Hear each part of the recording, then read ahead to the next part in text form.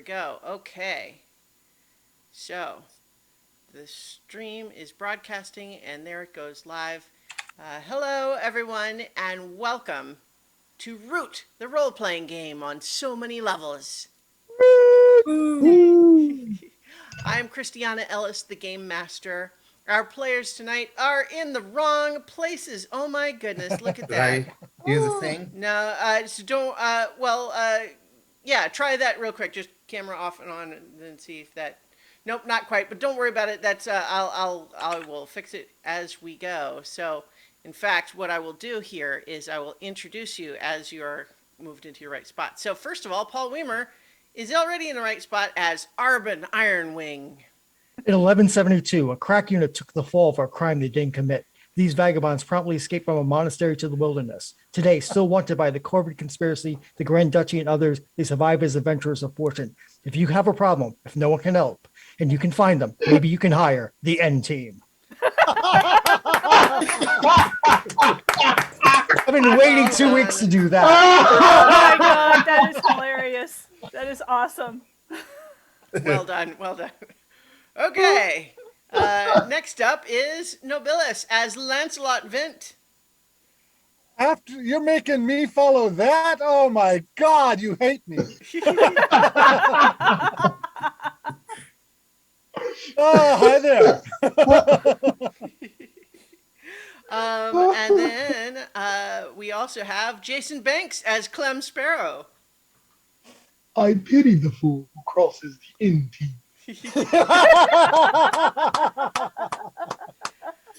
We also have David Archambault as Nigel Farnboot. I don't have anything clever reference-wise to say. And last but not least, Lee Burdett as Peppa Pika. Okay, I'm going to be laughing about that all night.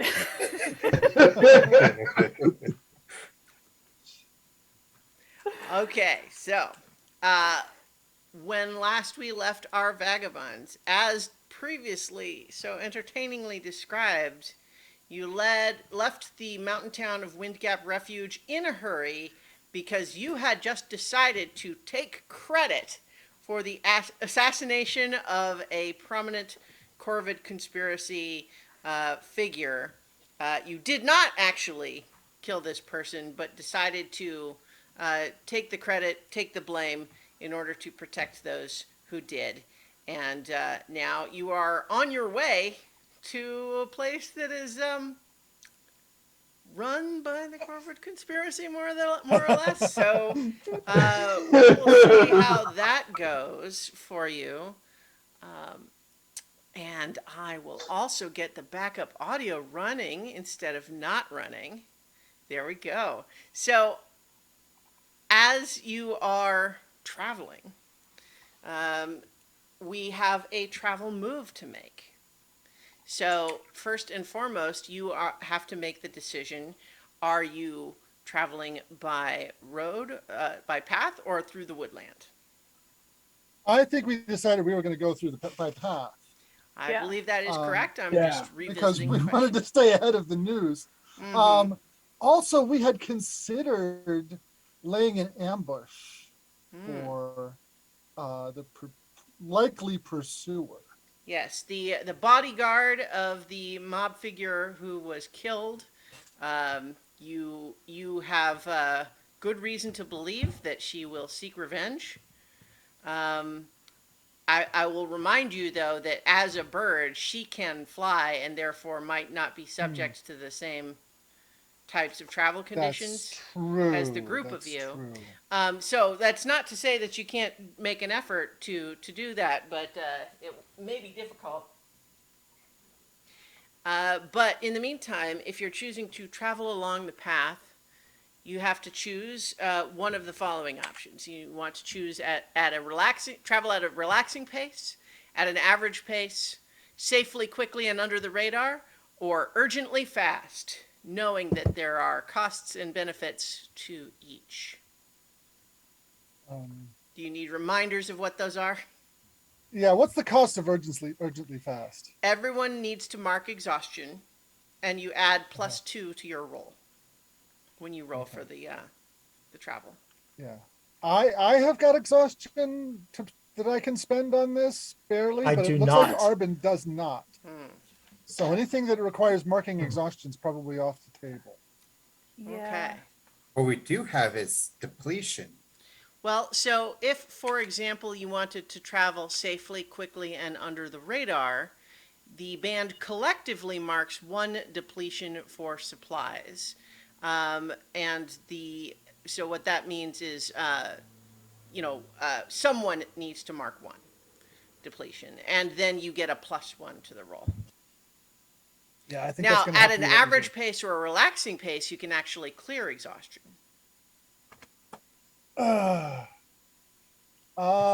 Thing, but it doesn't really fit what we're doing. We're trying to No, get out of yeah. Dodge.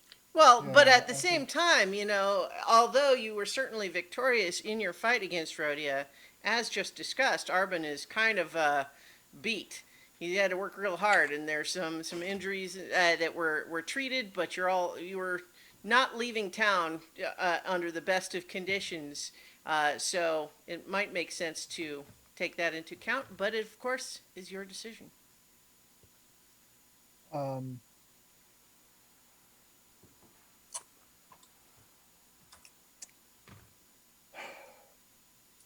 I Arvin, think. I'm going to leave it up to you because you're the one who's worst off exhaustion wise. Yeah. I do want input. I mean, I'd say, like, at the very, like, the slowest we should do is average pace. Because then we, exhaustion can get cleared. The, everyone marks, there's depletion, but it's not a, Does everyone have depletion to mark? We only have to Yeah. mark one. We Yeah. only have Oh, to Yeah, I collectively can- and I mark. can- Oh, And I can mark it. I can mark it. +0 to Right. the roll. Okay. Now, Our supplies are in pretty good shape.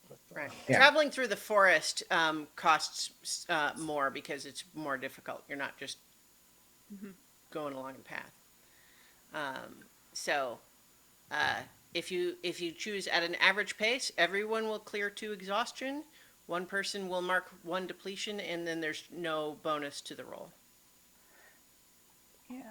Yeah, that's fine. Yeah. Because Okay. like I said, I'll mark the depletion. Okay, because you have big pockets, if I recall correctly. I do. Yes, I did. I just have to add that to my character sheet. Mm-hmm. I'm going to turn this light back off. It's too bright. Okay, so one of the things that we will do here, just as we get ready to make this roll, to determine how well this travel goes, because we're traveling to a new location, it's another good opportunity to refresh everybody's mind of what you all look like. So, as you are traveling down the path at an average pace, trying to get at least some rest along the way, please, each of you in turn, describe what your character looks like and what their kind of current demeanor is. I'll go first. Nigel is a capybara. He is brown furred, wearing kind of plain, unassuming robes. He's got a staff he's using as a walking stick, and a book, a rather large book. He's usually writing in, but right now he's reading a traveler's guide to Pinehorn and taking note of the special information in the margins. Mhm. And he is he looks very unbothered about everything.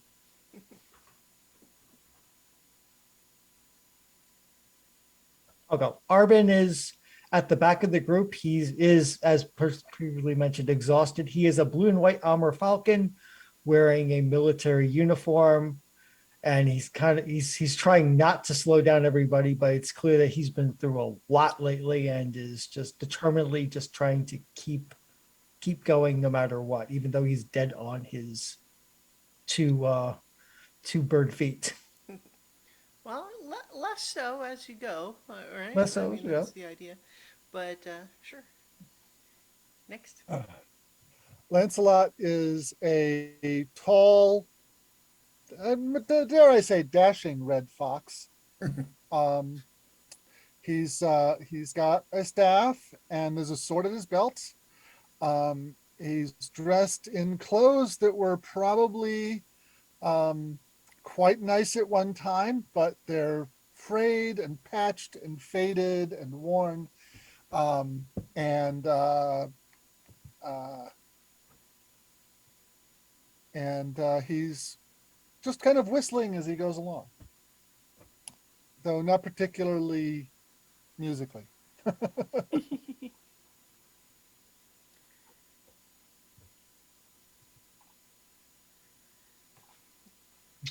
Um, Clem Clem is a spotted turtle. He has a large, bulky shell with a distinctive pattern on it. So I will have to figure out what that pattern is at some point. Tiger But it's stripes. Leopard but spots. it's they're actually just in the form of a mohawk in the middle of the shell. And maybe some spots like rings or necklace or Yeah. Got some yellow spots in the front. Yeah. But he walks not he walks very slowly and deliberately because as each step you hear a clunk, clunk, clunk, and the occasional ting ting as things rattle around inside his shell because his shell is also his makeshift toolbox and it's full of many numerous of things, that has helped us do things like set people on fire and glue forest god effigies to chimneys.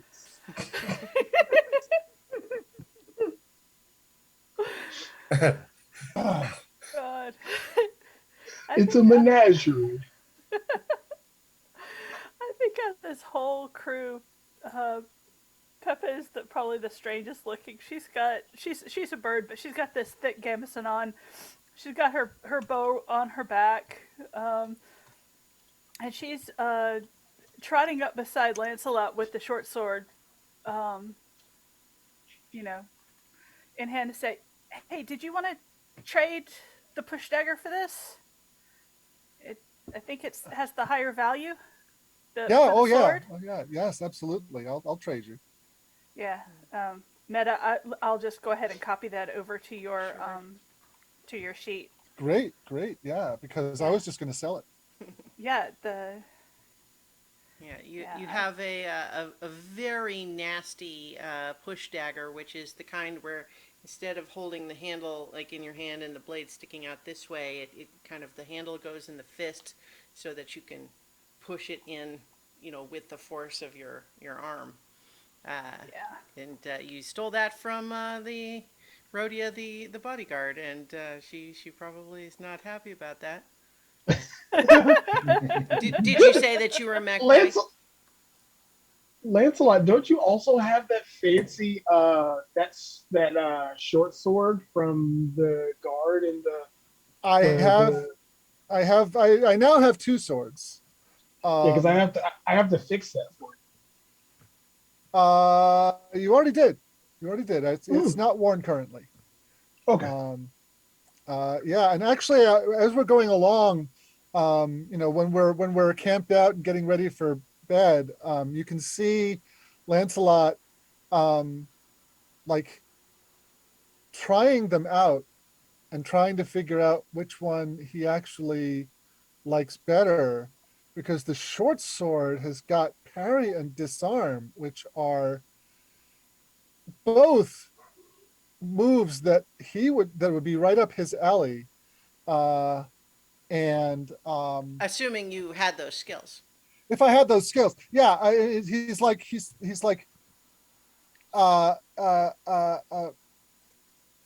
considering spending the time and effort to learn those skills because he's got this sword that's really good for them. Yeah. Whereas it's got better, it's it's better made, it's got better wear. And the other one is like really good for hurting people, but being sharp and fast. Mhm. But that's kind of not the way. That's kind of not what Lancelot's usually out for. If he's in a fight, he's usually trying to survive. So parry and disarm would be a lot better for that. Mhm. So he's kind of, but at the same time, the short sword is worth more, and he'd be closer to getting the money he needs for. So he's just so, Sure. so Arbin, what do you think? Uh, yeah, I don't. You really have to feel it out. I think it honestly will take combats for actually to actually decide where to go with this. What feels Hmm. right. I mean, it's not until you actually blooded the sword that you actually really know if a sword is for you. Yeah. When I inherited the blue sword, I wasn't sure it was mine until it tasted blood. Hmm. No matter how That's pretty powerful a weapon grim. is, no matter what tags, if it doesn't speak to you, then it's not your sword. It Yeah, well, I swords mean, are people, my friend.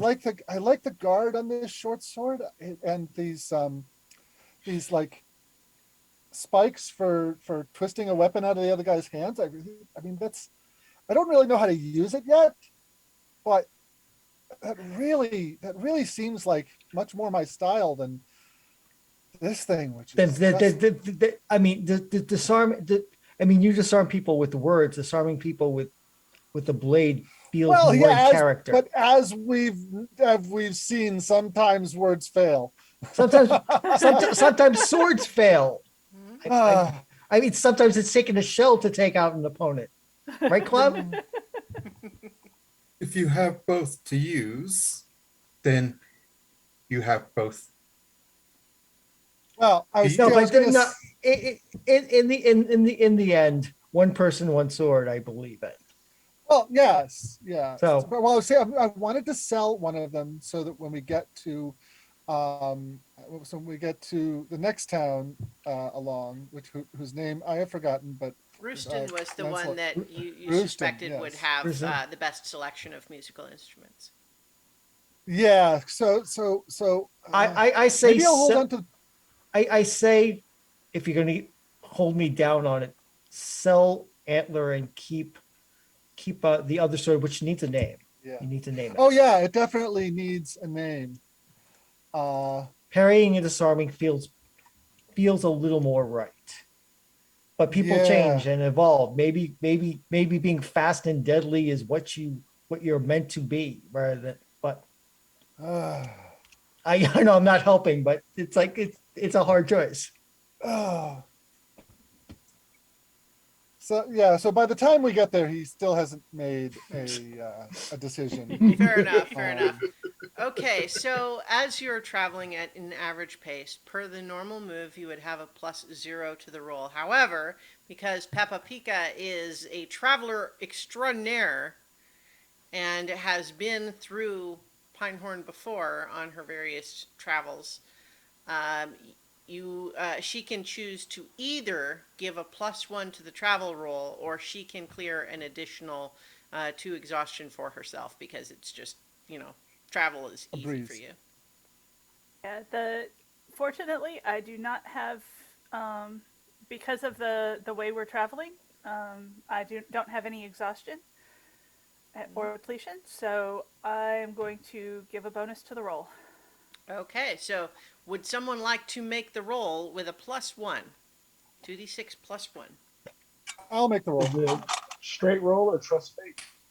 Well, no, this is a specific move. It's Its own travel move. travel It's moves. its own move. Yeah, so travel through the travel along the path is a move by itself. Oh dear, guys, I have bad news. I rolled snake eyes. Oh Oh dear. boy. Okay. Ah! Oh, Oh boy. That's a 3. Well, Okay. Ugh. So uh Before we get to that, okay, sure. I do have a connection with Arbin called Protege, Mhm. and And when you, one of the things to do is ask them how they see the world and spend hold to take +1 forward to prove them right or wrong. So I would like to, does that apply to this conversation with Arbin about the About swords and Um, we might need wait, the so whole- what would the +1 forward be for?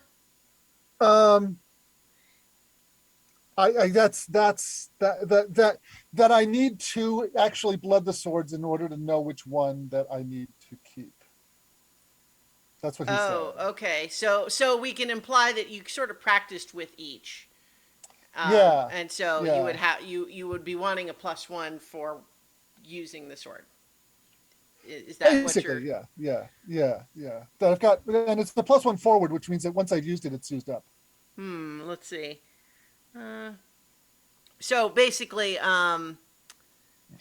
so what you would be choosing then is you're either attempting, you can hold a roguish feat as though you have it, a weapon skill as though you have it, or It's the you want third the one. +1 forward to prove them right or wrong. Okay, I see.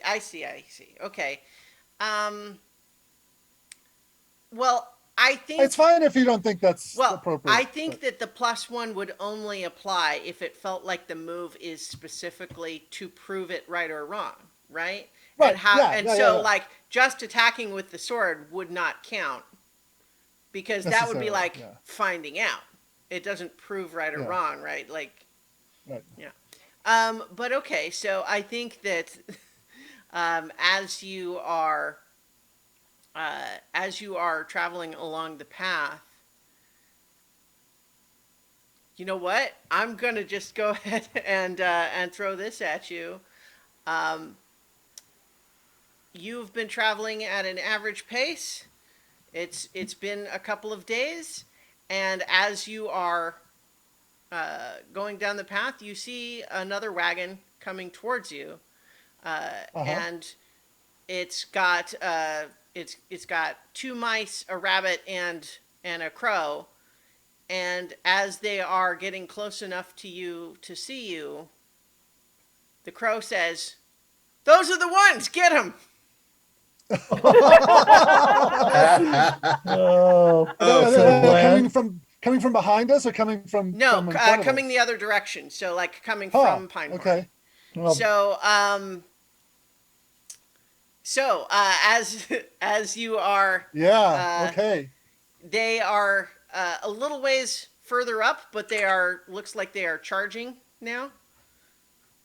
Okay. What are you doing, N team? Yeah. I'm going to. It's okay. Are they charging with hand weapons, or do any of them have missile weapons? I think that the crow has a longbow and is staying back by the their wagon. By the wagon. And then Okay. I said two mice and a rabbit. Yep. Yeah. Yeah. So All right, those are they are charging with short swords. I'm going How to pull far out away- Antler and meet the one of the mice. Okay. So what was your question, Clem? How far are they away? Well, I think that they're starting maybe like 60 feet away when they said that, and then now they're charging you. And So we are their wagon. So their wagon's about 60 feet from us. yeah. Just Yeah. for a moment, let's also just describe our location here. You've been descending from the Greenstone Mountains. The rocky slopes gave way to rolling hills. But as you turned north, the forests that surround you now are not the lush oaks, chestnuts, and maples of other parts of the woodland. Instead, you are surrounded by towering evergreens with the occasional aspen grove. The path is solid beneath your feet, but just beyond it, the forest floor is a vast carpet of pine needles. The change in pollen even gives the air itself a distinct pine aroma as you descend toward Pinehorn Clearing. But of course, now the path is blocked by the other wagon and these individuals charging at you. So yes, the wagon is about 60 feet away. Right. It would certainly range be for them, but far they're closing range. to Yeah, close. like this Yeah. isn't D&D where we're tracking it by the square, but certainly it's Yeah, far right. range. So yeah, I'm gonna meet one of them with Antler, um, and let's see, the engage in melee. Yep.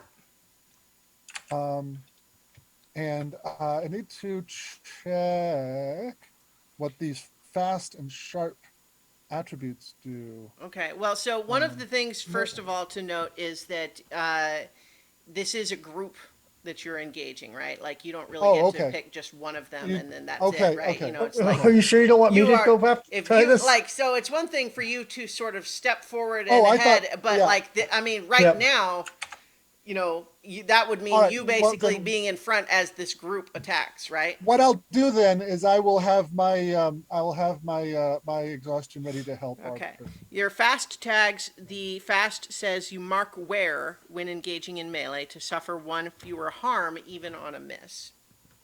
Okay. And then sharp Okay. is you mark where when inflicting harm with this weapon to inflict one additional harm. Okay. All right.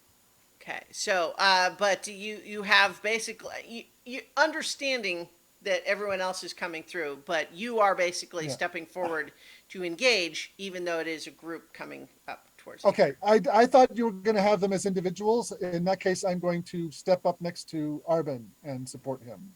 And Arvin's going to be going forward because he's not afraid of tackling a group.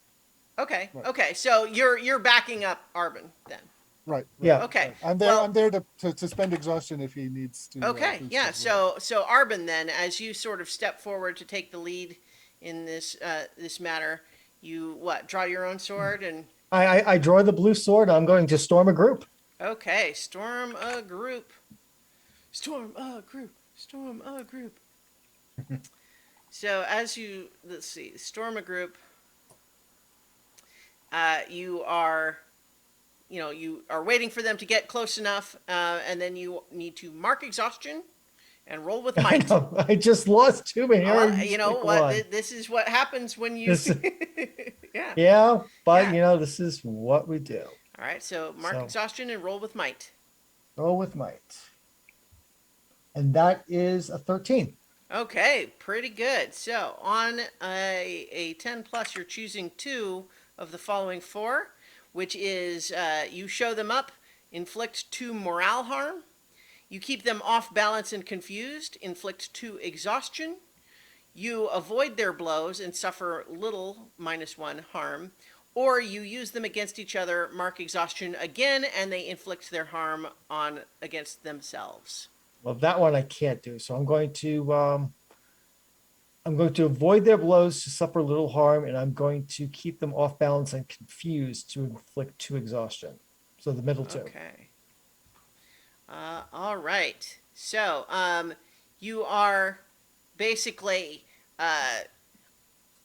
you're kind of not necessarily stabbing to injure or maim in this case as much as you are sort of using the flat of your blade to knock them around or the butt of your blade to kind of trip them up and knock them against each other as they're kind of struggling to get organized here.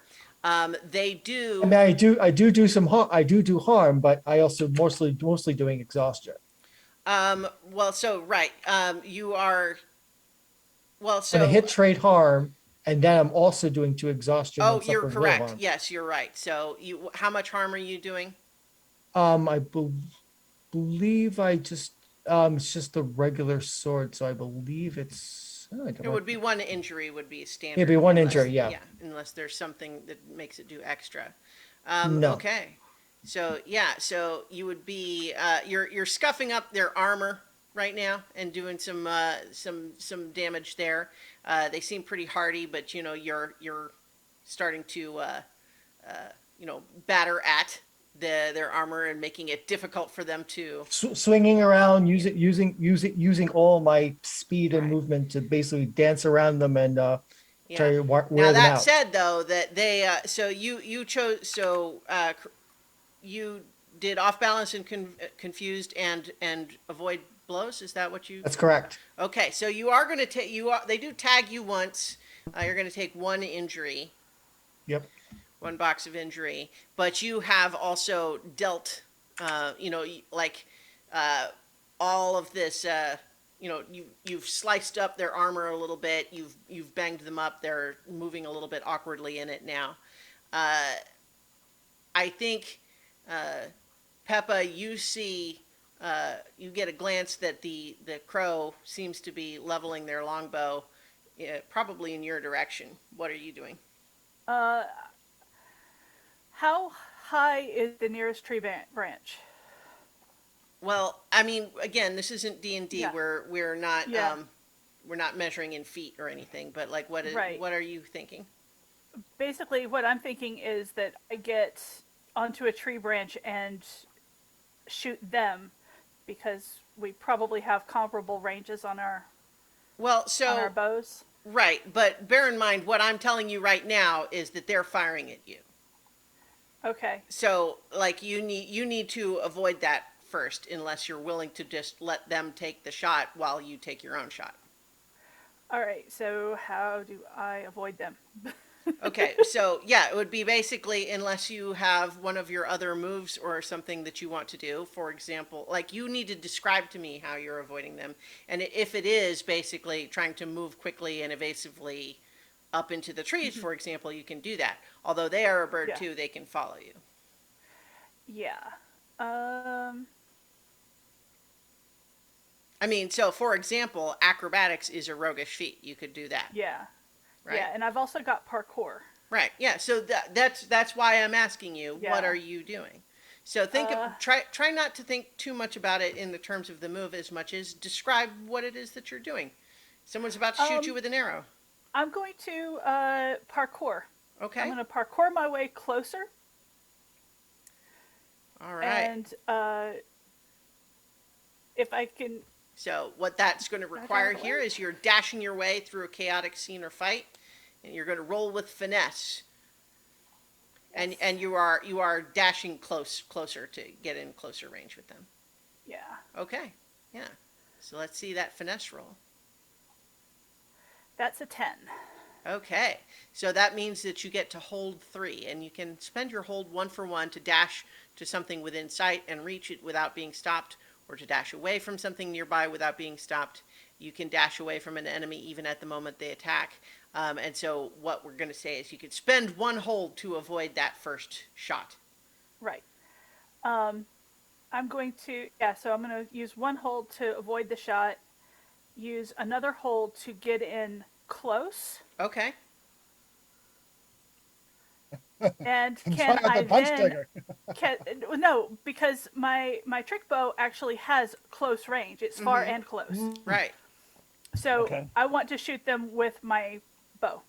Okay. Yeah. So the longbow is certainly not the. That's harder at Yeah. close range. Okay. So you're going to attack with your trick bow.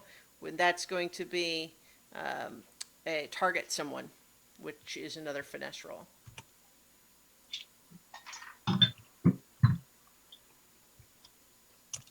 That's a 6. Okay. Yeah. That's So a miss. unfortunately, I think that what I'll Can allow I, here. can, Oh, go ahead. can I spend an exhaustion to help? So I'll say yes, but what is it that you do? I was already thinking that my move was going to be to charge that crow because I'm much better at one-on-one than I am in a group. Okay. So Well, so how about I was how going to about, like distract him as Sure, I'm sure. "Ah!" Okay, okay, well, okay. How about this? Let me, if I can say something. That's okay. Yeah, sorry. yeah, sorry. Yeah, Go no, ahead. no worries. It's fine. But as you are, as Peppa is dashing through there and doing her parkour moves through the tree branches, approaching, I think that there is a moment where, as you start to draw your trick bow, there is just this last little moment where you had a little bit more momentum than you meant to, and so you're in midair and it's starting to like you're not aimed quite right. But then Arbin charges in and Lancelot. excuse me, you're right. Lancelot charges in, and as they try to keep an eye on him and take a step back from his approach too, they actually move right back into where you can hit and inflict injury. Okay. Okay, so is that what you do? Yes. All right, so they take a take a minor a minor wound as you penetrate their shoulder pauldron with an arrow. In the meantime, Lancelot has charged up there. What are you doing, Clem? So, so Clem does his patented. You see him hunk down, his arms and his head go inside his shell, and he's just standing there on his legs. And inside, he's going to open up his toolbox and use his esoteric tools to make a net Okay. with some scraps and things that he has in his box. I would have to mark the well, completion, I'm okay. sure. I think that I might allow you to have something net-like, but I don't think it makes sense in the moment that you could make a net. Well, no. Well, I don't. Well, I don't. Not a net. I meant like how I did with the tarp. The one time. Okay, sure. Yeah. Okay, and so the goal here is to what? To try to just toss it over one of these. In the group that's facing Arvin, since he's facing multiple opponents at once. Okay. Yeah, so so Maybe let's jury, see. I mean, jury rigging it. I think we've established that you have this tarp, so I'm not going to make you mark exhaustion or depletion again to have it, but I think it's going to be a trust fate to try to do something useful with it. Unless you think that you have a different move that would make more sense. No. If I don't have to make it, yeah, it would be definitely trust fate. Okay. Yeah, so go ahead and roll with luck. I have nothing in luck, so let's hope. Let's go. Dice roller. Don't got that. Yeah. Here we go. 2d6. Okay, that's a 9. Okay. So with a 9 on Trust Fate, let's see. Trust Fate. So on a 7 to 9, you scrape or barrel through, but the GM will tell you how it costs you. I think what it costs you in this case is that you manage to tangle up one of them, but in the process they're slicing this tarp all to hell. So like, it worked this time, but is destroyed in the process. And so what I'm actually going to do is I'm going to have that cause exhaustion harm to the group as they're struggling with it. Okay, what about you, Nigel? Nigel will walk up and basically I think just gonna walk up and try and smack one of them on the head. Okay, with His staff. okay, great. So that would be engage in melee. Roll with might. Oh, that is a 5. Oh, dear. Okay, yeah, so Oops. unfortunately, what happens is that one of them sees you as you are approaching and basically, like, ducks away from where Arbin is trying to tie up everybody, and I think he deflects your staff and jabs you with it, and and it inflicts 2 injury. Ooh, 2. Oof. Wow, Yeah. that's a bad hit. Mm. Oh my. Yeah. So, Arbin, what about you?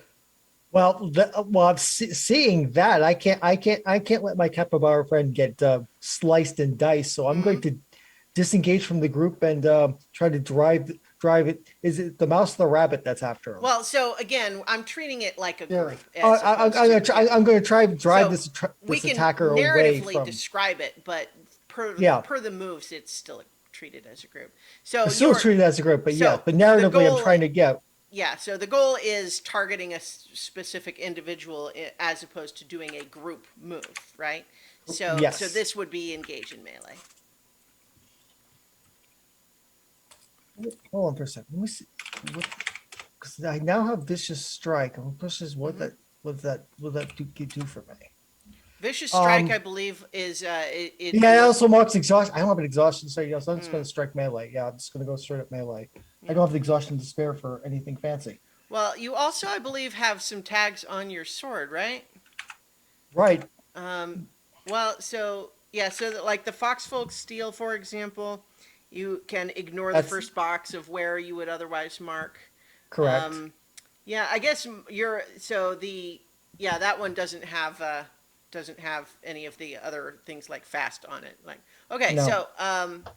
so you're if you're engaging in melee. Melee, I get a 7.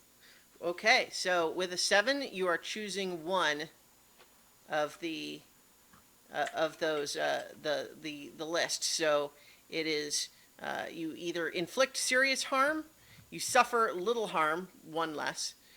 You shift your range one step, you're kind of already in range, or you impress, dismay, or frighten your foe. I'll take. Um. I'll just no because I'm doing 3 different kinds of damage at once. Okay, I'll just And go. bear in I'll mind just, too that this is a group that's doing 2 injury because they're like working with each other. Right, so that'll take little harm. Okay. So I'm kind of dodging and diving, but trying to get this guy off of Right. Nigel as best as I could. Okay. I'm gonna take damage, but not as much as I might. Right. So you're only going to take 1 injury, but you're going to do an injury as well. And you have banged up all of their armor enough that they're not getting much more use out of it. It's starting to like hang loose off of them, and they're like having to struggle with it a little bit. In the meantime, Lancelot, you've charged down towards the crow by their wagon here. Yes. I I am going to use my new move, Pocket Sand, Okay. to confuse senses. So, All right. Great.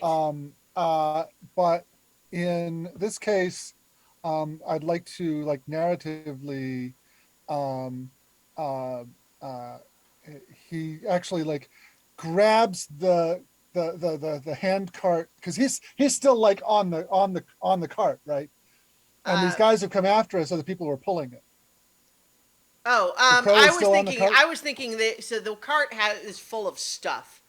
They weren't riding it; they were walking Oh, alongside okay. because it's got stuff on it. Okay, It's got a all bunch right. of like crates and other wrapped up things. All right. Um, well, I lift up one bar because it's got these 2 bars in front that you hold on to while you're pulling it, right? Mm-hmm. And he lifts up one, and because they're connected together, the other one swings up towards him. Okay. And I'm just trying to confuse him with Okay. with, So with confused senses, you roll with finesse. yes. Except with the pocket sand feat, I can roll with cunning. Oh well, there you go. Yeah, so that will be a 9 plus 1 is 10, plus 2 is 11. Oh well, there you go. Nice. So on a 10 plus, you have given yourself an opportunity based on what you did, and they have to take some time to get their bearings. So describe again how this disorients them and in a way that would take a moment for them to recover from. I think I got lucky, and the kind of the bar on his end has actually gone through his belt and kind of lifted him up into the air. Okay. So the weight of the wagon now has got him hung off of his feet. So the wagon's kind of tipped onto its back. Like I'm thinking of a 2-wheel handcart, Mm-hmm. and he's kind of dangling in midair. Okay. I would like to take this opportunity to shoot him in the butt. Okay. So I love how there's not been any attempt to like try to talk to them, or you kind of figure like, oh well, we know what this is. So we're just gonna. All right, yeah, sure. So go Oh ahead. no, And, people come at you. People come at you with swords. You don't. I know. I'm yeah. just saying. There's that.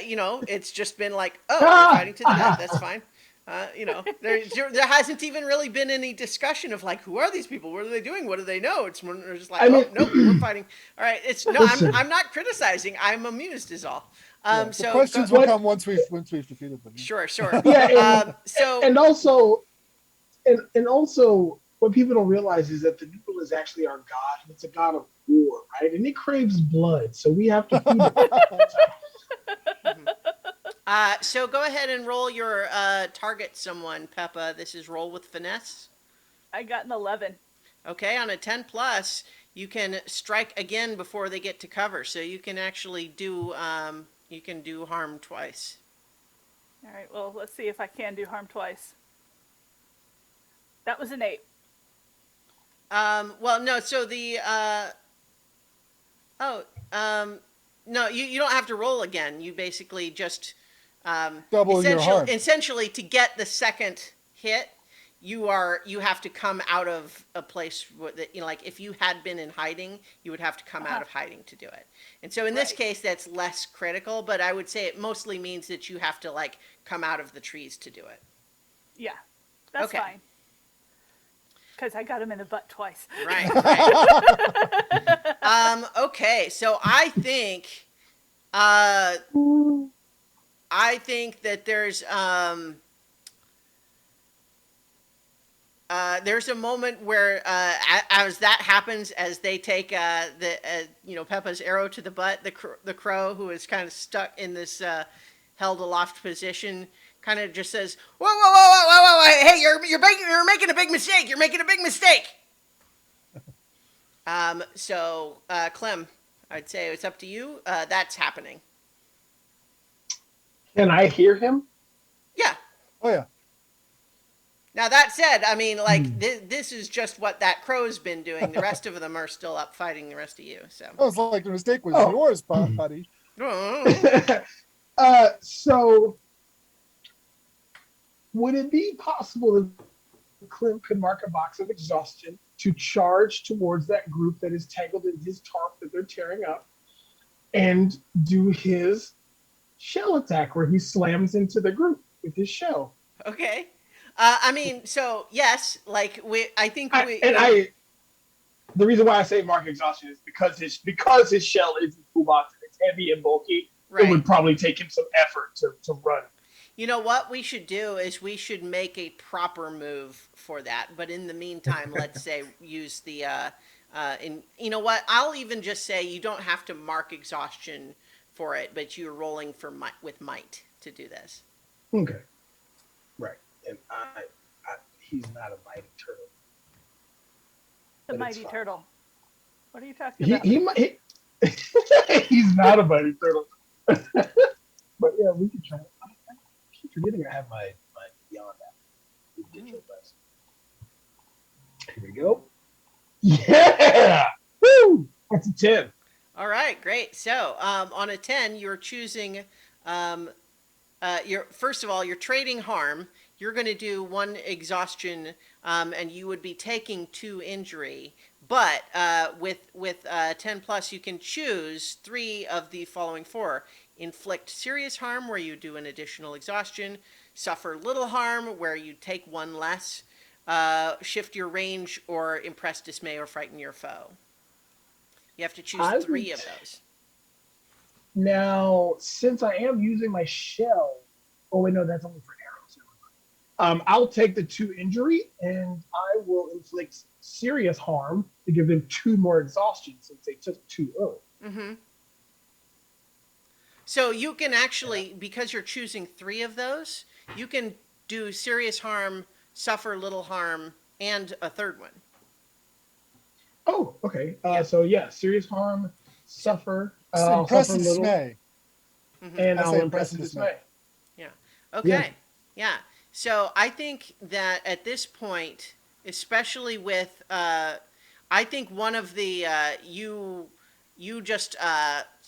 one of the mice has suddenly turned to go towards you, only to find you having just turned around, the shell coming right at them, and they just like they bounce off of it like a tennis ball thrown against the brick wall, and so they're out like unconscious, and two of the others are looking a little confused because they just heard the crow yelling, Shouting. and there's a moment where they look like they're not doing well. They look like they're on the verge of perhaps Panic. running away or just yeah, they're looking decidedly uncertain right now, but they're also like, if you all are still fighting them, they're going to defend themselves. So I think Arbin, Whose turn? I think has- Arbin. Yep. Yeah, Arbin's turn. Yep. So Arvin will stop Ah. the immediate okay. engagement and just hold out his sword and Okay, well, so if you're doing that, just sorry, I didn't want to skip Nigel. oh I Did was you gonna have a- say Nigel will like kind of yep. after getting stabbed, like kind of shift into a defensive pose for a be ready to parry. Okay. Right. All right. So If- so you're not pressing the attack is the point. No. Okay. not. So what about you, Arbin? Yeah, I'm going to stop pressing the attack for the moment. I still have my sword out, still looking at them all warily, but I'm not engaged. I'm not pushing the attack for the moment, but I'm watching them carefully. Are you saying anything? I'll call over to the crow. All right, speak your piece. Okay. So Clem, Peppa, Lancelot, are you gonna kind of hold off and let them talk, or are you still Yeah, I'm gonna let them talk. okay? Yep. I Yeah. think I've made our point. Okay, so like, I think it is with as much dignity as they can manage, hoisted by their belt with an arrow in their butt, that the crow is saying, okay, listen. I know we made a bad first impression here. There may have been a miscommunication somewhere along the line. It doesn't have to go any further than this. And let me put it this way: I think that I don't want this to come across like a threat so much as a request, which is that if we don't make anything worse now, things won't get any worse in the future. We'll stop attacking you, and we can go on our way, and you go on your way. How's that? Why did you attack us?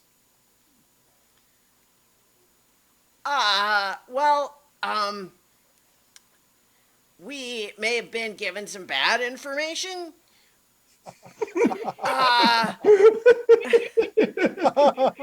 I think that we obviously mistook you for someone else.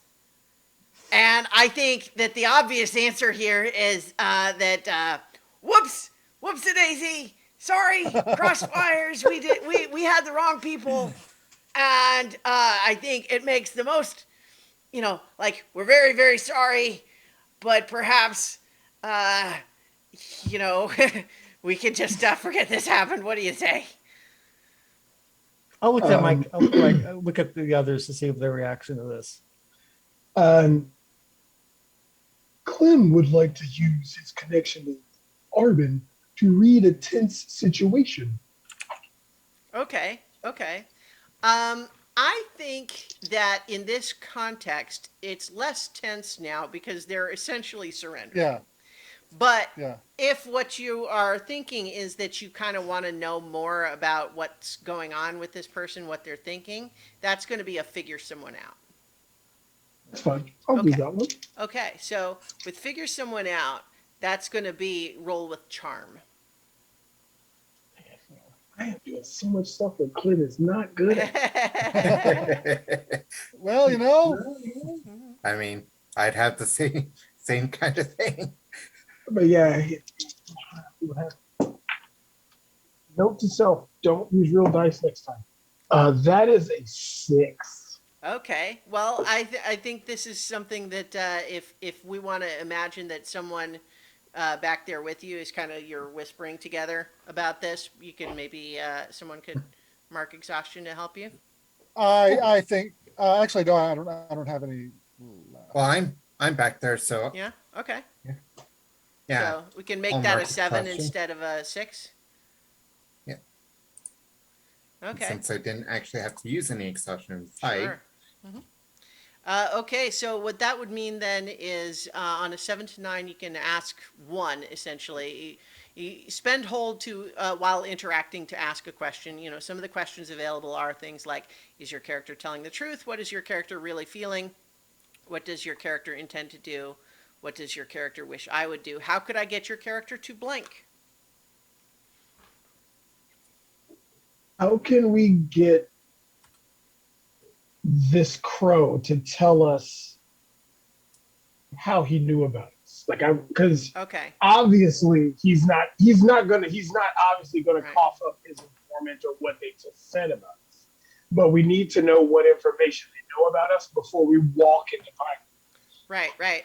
So I think then, in context, what this means, what your result means, is that you will be able to get that information while interacting. So we still need you to be asking questions Right. to the character, but you will be able to get that answer. Is the point? So, like, what are you saying in hoping to get that result? So Clem kind of moves his way out of the wood line, kind of shrugging off some branches. He's like, and he takes Luce's hammer and holds it high, and he's like, now seriously, you want us to be like, oh, it's okay. You just charge my friends with your swords and daggers and bows, and you think it's all gravy now. Well, I think I should learn how to cave in your skull so I know how it works when I make a helmet next. So if you don't mind, just come clean, please. Well, okay. So, let me, I guess, maybe try to put it this way, which is that I was trying to avoid making this a more difficult conversation for everybody by pretending that it was a misunderstanding. And I thought that that was kind of understood. But since you want me to be really clear, what I'll say is that our colleague Rhodia flew by in a panic, told us to watch for you, and that you killed Pruitt. And that's why I'm saying we thought surely you were not those people that Rhodia was asking about, and we could pretend that it was all, whoops, you were the wrong people, but I don't want you to hit me with that hammer, please. I think what Nigel would do in a one set that is just walk over to the cart, pull the handle so so he's down but not gently, and then just kind of like, I think we should go. And it's Clem immediately just puts the hammer back and goes, well, that's all you had to say from the start, guy. And seriously, do you think I'm a barbarian? Gosh, I am a man of silence.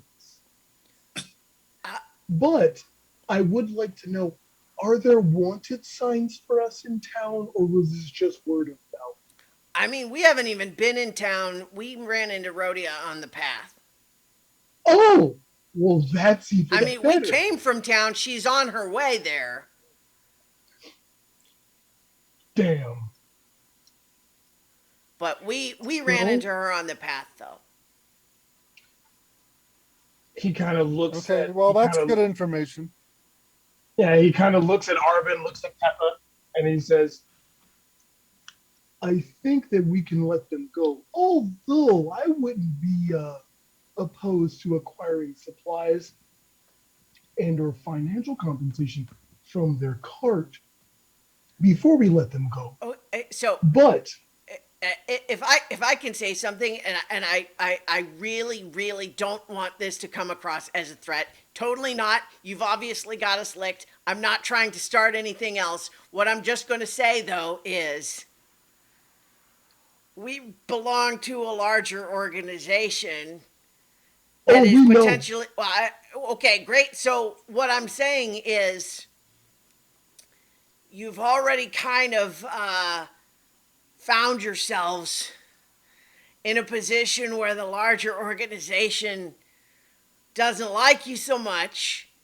And what I'm Right. suggesting is that it's probably in everybody's interest to not make that situation worse.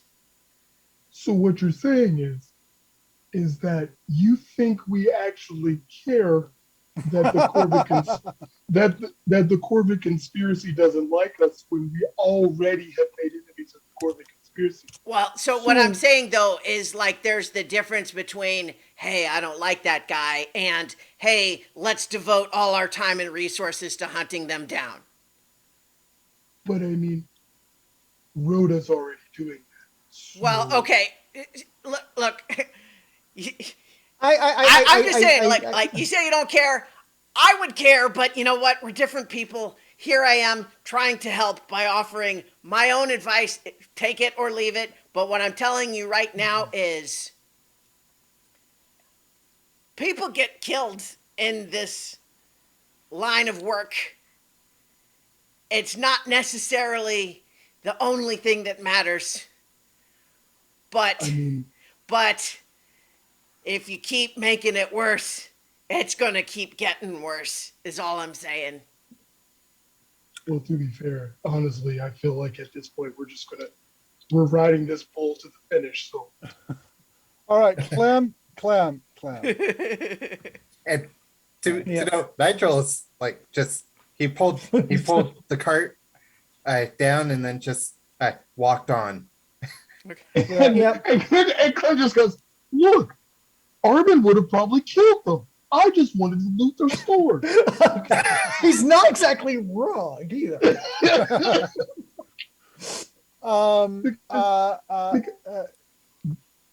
although to be Yeah. although See, here's the thing. I- Here's the thing. I'm thinking anything we take from this cart is going to be recognized when we get to the town. Yeah, it would be I hard mean- to pass off. I wasn't thinking of taking things to sell. I was thinking of taking things that we would use. So that way we don't necessarily have to get supplies when we go.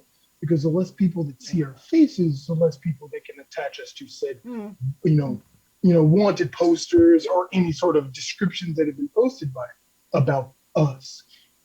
But I do think that Arbin and Peppa might need to take some scouting trips before we get there, because they're the only two that can fly. And All right. Obviously. Here's the thing we need to handle before we leave these people. Are we going to are we going to kill them? I don't think so. Are we going to take anything from them? And I want to know what the rest of you think on that, because you know what? This guy called off the fight. He didn't have to. Could have kept fighting. And one of us could have gotten hurt, and I appreciate that. So, and considering he started it, you know, that's something. And I know that I Hold on. obviously- I want okay. to find out what my friends think. I feel Well- like I just have information that would pertain to it, but I'll wait. Okay, go ahead. It would be easiest for us to pretend we just didn't run into you at all. Okay, But we So- can't so if you do were that robbed, that's if you harder have to stolen sell. our stuff. right. If Yeah, you steal that our makes- stuff, we have to explain what happened to it. And that gets into tricky conversations for you and for Right. us. Look, So I if belong you- to a larger organization. At the same time, I'm not those guys. I'm just doing my job, and the job sometimes includes swords. And today here's I another wish it thing to didn't. keep in mind. Okay. If we make it easier for this guy, see, because if he admits when he gets to his destination that he met us and didn't kill us, he's probably going to get in trouble. So he probably will keep quiet about who it was he came across. So I think that that's a good reason to let him go clean, and we'll continue Well- on our way. the only hook to that is I say, who's he going to tell? Seeing as Well, yeah, that's she's what I was just obvious- saying. Well, no. She's going to Pinehorn, and the other person that was a part of their larger organization is dead. Well, no, when we were there was supposedly another delegation that was coming in a few Yeah. days. Now we didn't come But across we- them on the road, and these might be the people they were talking about. I don't know, but there's going to be other people around. So Well- he doesn't want to report this. We don't want him to report this. That's good enough for me. But Well, I was just, and so Clem, you want to sour that deal. That's fine. I've heard you. Arbin, do you agree with me or Clem? I agree. I agree with you. Let them go on toward Okay. Wind Gap Refuge and let them be. I think taking goods, while I see Clem's point that may be valuable to boys having to do stuff in Pinehorn, I think the costs of taking those goods are greater than the value we get in getting them. I think it's a poison chalice for us. Nigel? I mean, Nigel's like, 20 feet off and just kind of waiting for everybody to show up. Peppa? You're muted. Muted. I'm off with Nigel. Okay. I think poking that, at him, going, "Are you okay?" all right. So Lancelot and Arbin are also going down the road, following Nigel and Peppa. And if Clem wants to rob them, then he's facing the rest of them on his own. Yeah. So I think there's a moment Look, where the like turtle's thinking it. there's still the mouse and the rabbit and the one other unconscious mouse and the crow, and like they're not acting aggressively, but if everyone else is leaving and Clem's the only one staying behind, it's possible that the math might change in their heads.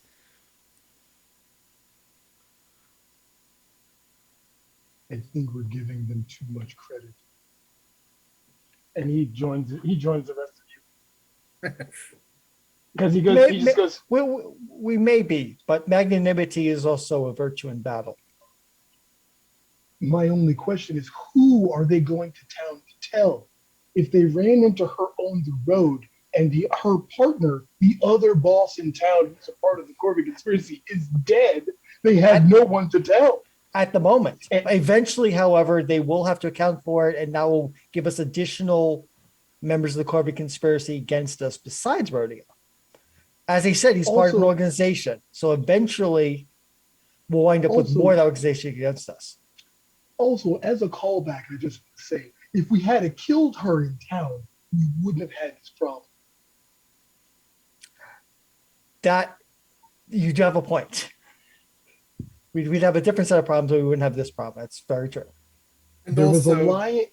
The also you lion should monk- consider the fact that there are ways to get to clearings other than paths. Very true, but obviously she stopped on the road to tell these guys who couldn't fly. She Why? can fly. What? The other people who are coming might not be coming on a Hmm. path. Very true. But you would So have thought they would have got there sooner. Thank goodness. perhaps Maybe by they the can- time they return or they arrive at Wing Gap, the other delegation will be there. Although in the future, having seen Arbin's quick choices of just quick decisions in the moment, I definitely think next time when we have such a dangling thread, we definitely should cut that noodle short. Yeah. And by cut it short, I mean definitely murder her next time we see her. Wow, I've turned this group rather sanguinary. I mean, well, you know the good news, though, right? You know there is good news from this. We now look really, really super guilty. So, Wind Gap Refuge Well, is 100% safe. Yeah, very true. And we could definitely find refuge there as long as we stop the Corbett conspiracy from taking over that town. They feel like we might have a little hand to play in their actions because, if we can stand up to the Dookie, I think we can stand up to the Corbett conspiracy too. Yeah, the thing about the Corvus conspiracy is that they don't have soldiers that march. They're not That's good. as easily identifiable. Yeah, they have They're not. assassins and They're not agents all. provocateurs. They're not all just birds. They're not all just Moles. corvids. Moles, yeah. They're not so easily identifiable. So True. it's easier on one because they don't have a standing army, but on the other hand, it's harder because you don't know which ones are which. If I might suggest, once we get to Pinehorn, if we can find an emissary or a group of people from the Riverboat Company or the River Folk, that may be our best option for sanctuary until we can decide how or find out how wanted we are by the Code conspiracy. Although it pains me to say this, because honestly, if we could have gone anywhere else and not turned to them, it would have been much better. See when we get there. We'll see when we get there. So, that was the complication associated with your miss on your travel move. So there's no additional move to make. You do continue on down the path, and as you descend into Pinehorn Clearing, the town itself is named for a large rocky promontory standing on the far side of the river, almost shaped like a tremendous animal horn pointing directly at the town, itself shrouded in pine trees. So the story goes, before the docks were built, ships were directed to the pines across from the horn. The clearing itself is bigger than it used to be, as some of the slopes around the town have been clear-cut to allow for growth. And grow it has, considerably bigger than Iron Vein or Sundell. You see on the coast a bustling community full of life and activity and secrets. Well, in a place that big, it might be a little easier to blend in and not be quite so noticeable. Potentially. So, I believe that, let's see. I think that your traveler extraordinaire only gives you the opportunity to ask questions if you get a hit. No, No, if actually, it doesn't. If I've been there before. Okay. Well, so have Yeah. you not been there before? Have you decided that you Oh. have not? Well, this says in both cases, before you arrive at the next clearing, you can ask the DM any 2 questions about the next clearing based on what you remember from your last time through. Right. Well, the implication from the move is that you've kind of been everywhere. Right. Now, I mean, you can decide that you wouldn't know anything Yeah. about it. That's fine. Yeah, I think we've been pretty much playing it to date because we've never really done that, is that, or the way that I've been kind of headcanoning this particular rule is that you have to visit somewhere first. Like if we went back to Sundell, Mm-hmm. I would say, okay, well, I have questions now because, on our Okay, previous well, visit. I think the intent of the move, though, is not to know new things about like what has happened since you were gone. The whole idea of the move is that you've been places before, so you already know what's there. So Right. you don't have to do that. If you feel like it makes more sense that Peppa has not been there, that's fine. I'm just saying Yeah. that what the intent of the move is not to help you update what's happened since the last time, but rather like, oh, I've been to Pinehorn. They have that great place that's for this or whatever. But, I mean, headcanon it however you Well, like. the only reason that I headcanon that is because we haven't been offered those opportunities before. So, Well, so the thing is, this is Anyway. text in your move that I noticed Right. because you haven't been bringing it up. right. Okay, so what I'm saying to you is, Okay. if you feel like it makes sense that your character you have a move that essentially gives you the opportunity to do this if you want to. You Yeah. can choose not to if you like. No, let's go ahead and start using this. Okay. Um, Yeah. So your move just gave a bonus to the roll, so it didn't actually matter that it was a miss. You still get those questions. Right. So I guess my first question is,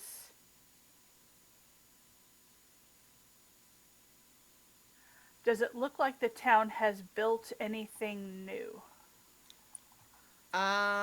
Okay. So I'll answer that, but I would also, I, okay, yeah, that's fine. Yeah, I'm like just a thinking, new like a new mansion or something Right. has just become extra gaudy or something like that.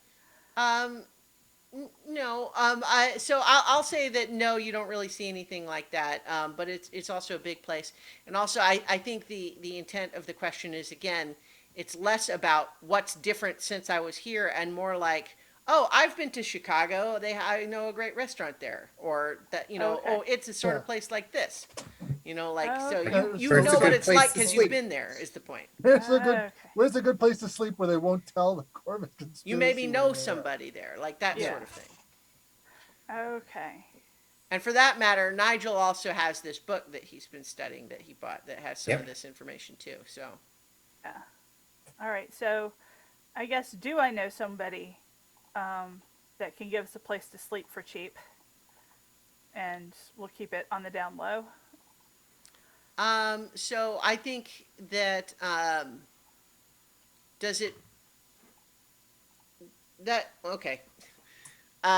You kind of keep making it. Never mind. It's fine. I don't. I'm not. I'm just trying to think about it in that context. I thought it was more general questions, not here's how we can get a mechanical advantage. But so what I think that if you need to tell me if you want there to have been someone that you know that would put you all up, that would be a pretty special circumstance, right? Okay. You Yeah. know, to Well, basic, not someone who would put us up, but like we're not looking for freebies.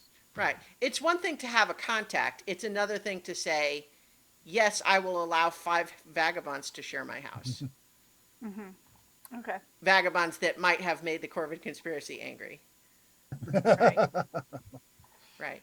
So I mean you can know someone, but I think that I'll make you have roll trust fate if you want it to be more than just someone that might be a friendly face. No, I mean just a friendly face would be Okay. fine. All right. So I will allow you to use one of your questions to establish that there's a person that you know. How do you think you knew them?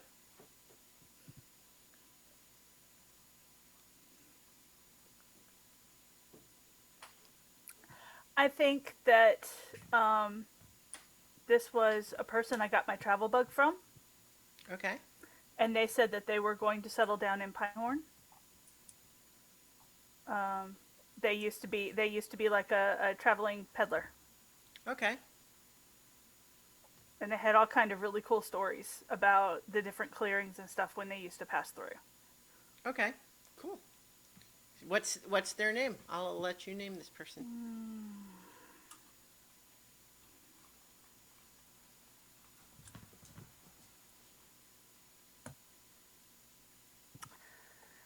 God, now she's asking me to name stuff. Okay, how about this? You know Branwen, who is a goose, Okay. and she is, in addition to those things that you described, she is also a huge gossip.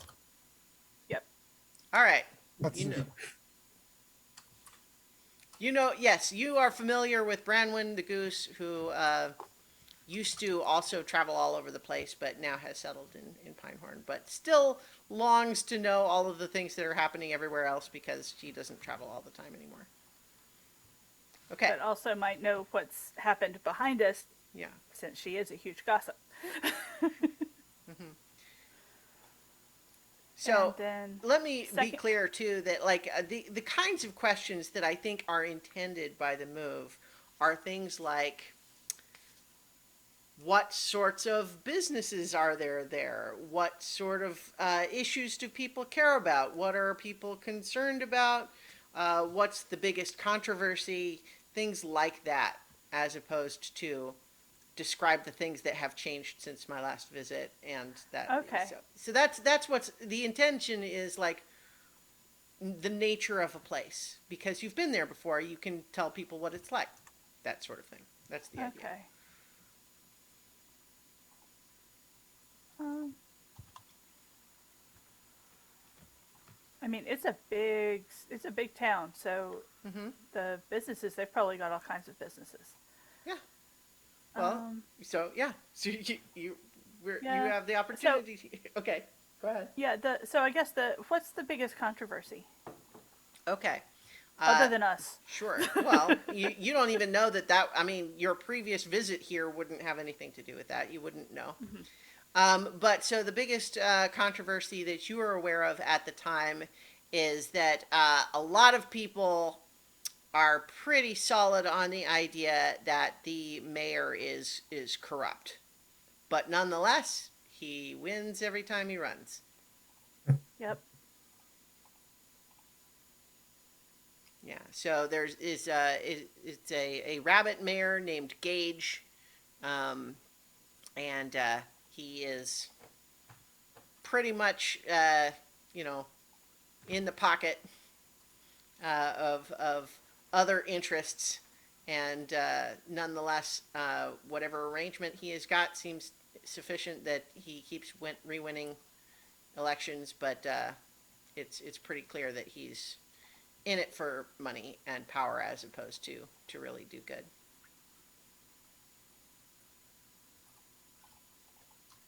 All right. Alrighty. So, do you have some questions about things that you think would have been in your book, Nigel?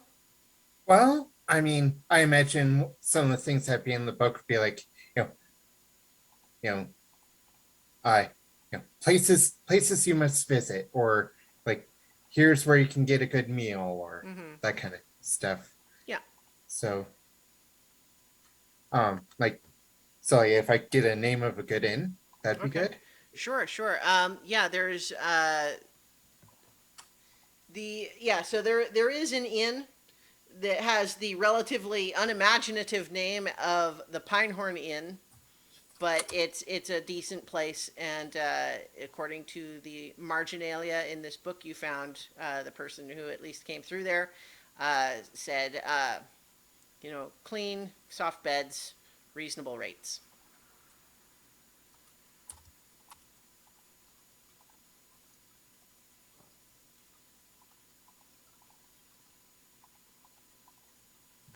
And I'll say it also says right next to Marielda's Bakery. Ooh, okay. How convenient. Mary Elda. Mirielda. It's a Okay. name. Mirielda. Well, that sounds as good as anything else.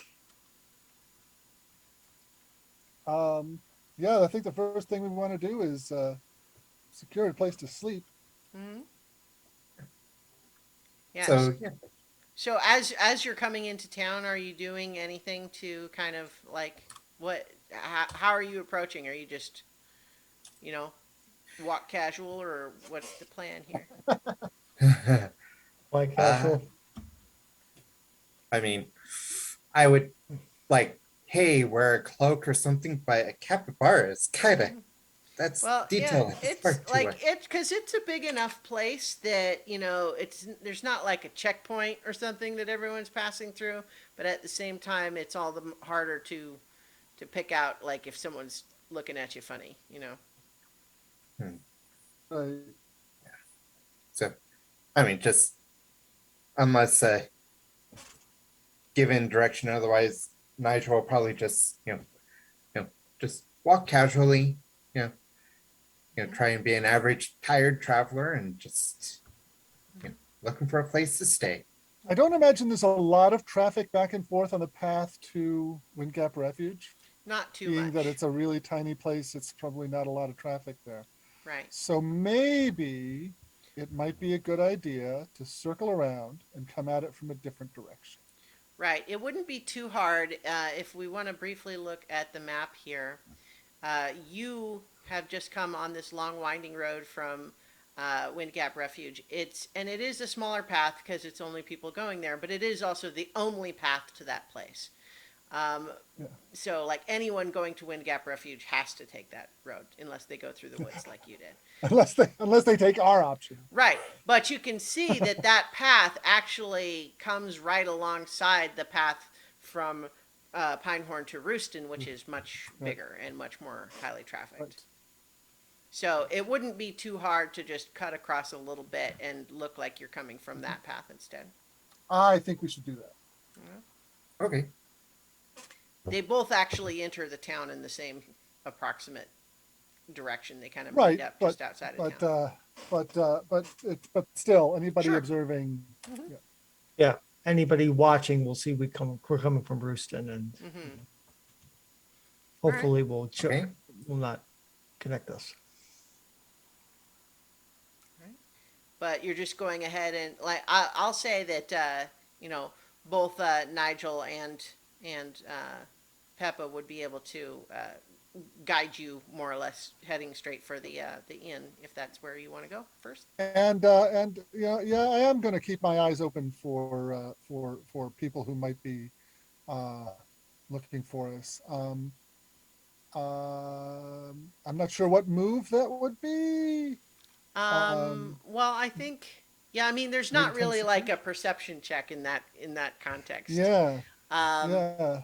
Yeah, I mean, But, if you feel like this is a tense situation, you could potentially Yeah. do that. But that's kind of, I think it would be almost more really like a broad, like figure someone out sort of thing. I think that,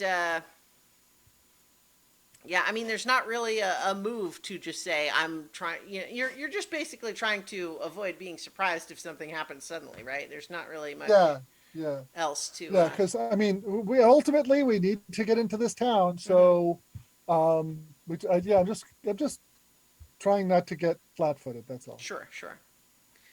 So I think that you can make your way to the inn, and there is this is mostly rabbits. The highest proportion of animals is rabbits here, and there's a rabbit named Emmy who runs the inn. She tells you, she's got the rates are per person. And if you have enough people to, get all the beds in one room, you can choose to have all of the beds be in one room. But otherwise, it's per person rate, and the rate is 1/2 value per person per night. But if you get a whole week at once, you can get that for 3, which is a savings of 1/2. Um,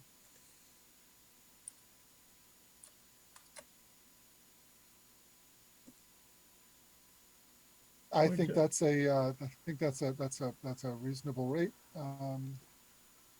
I think yeah, we want to hire at least for one night. Mhm. So I'll drop a coin for part of that, Okay. part of what we need to pay for that. I will do the same. Okay. So it would essentially be 2.5 for everybody for one night, and we Or can maybe we get 2 nights and that way it's yeah, like if you do Okay. 2 nights now, it would be 5 total for everybody for 2 nights. Okay, and we can Yeah. each spend one. Okay, Yeah. Yep. all right. And I think it's time to talk to that gossip, Peppa. All right, and I'll cover Clem. Okay.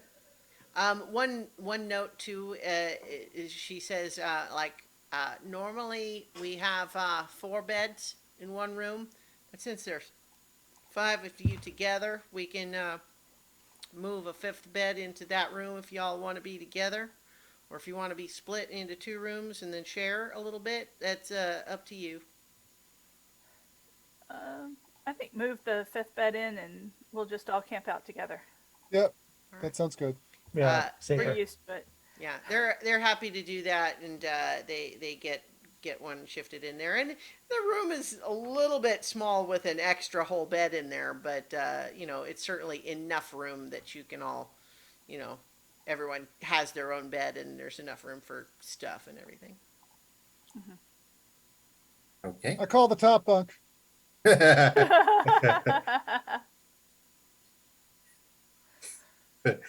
Are they bunk beds? I was imagining that they're a single layer, but I'll allow you to decide that they're bunk beds if you Yes. prefer. Yeah. Yeah. Maybe Yeah. to get that fifth bed in, it has the ability to be bunk beds, and so there's just that Right. one bunk bed. Like I have they actually can they seen- can stack. Yeah, Essentially. I've seen beds like that. Yeah. Yeah, those definitely exist. Yeah. I'll definitely have to take the bottom bunk because I don't think you guys want me falling off the bed. Well, since I there's have just also the used one that that's logic. stacked, I'll take the bunk under Lancelot, and everybody else can have their own bed. So I think that you all probably arrived, probably just a little before noon, maybe something like 11 Okay. a.m. Okay. Okay. And Cool. so you've got the room set, and you're paid up for 2 nights. Mm-hmm. Mm-hmm.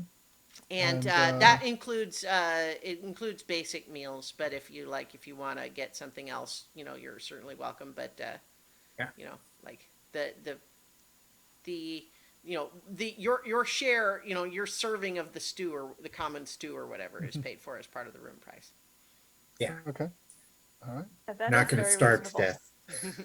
death if you're staying there a while. Yeah. Yeah.